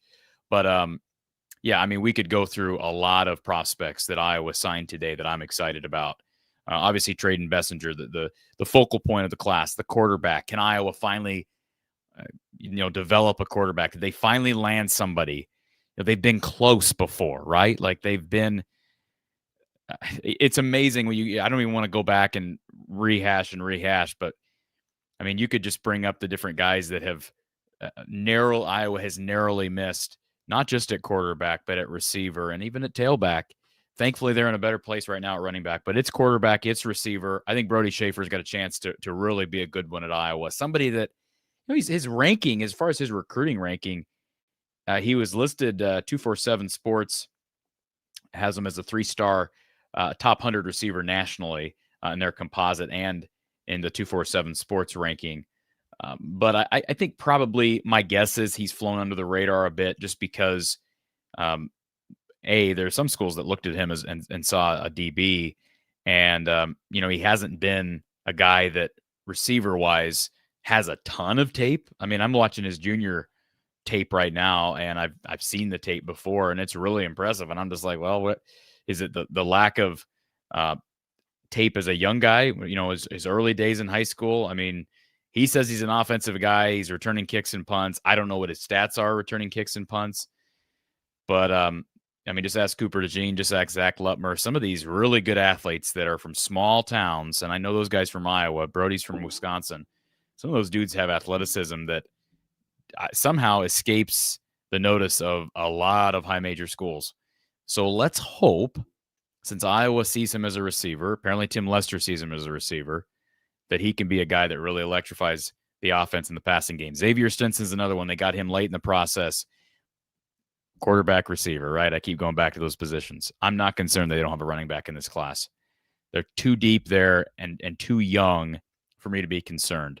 If they strike out next class at running back, I'll have some concern, sure.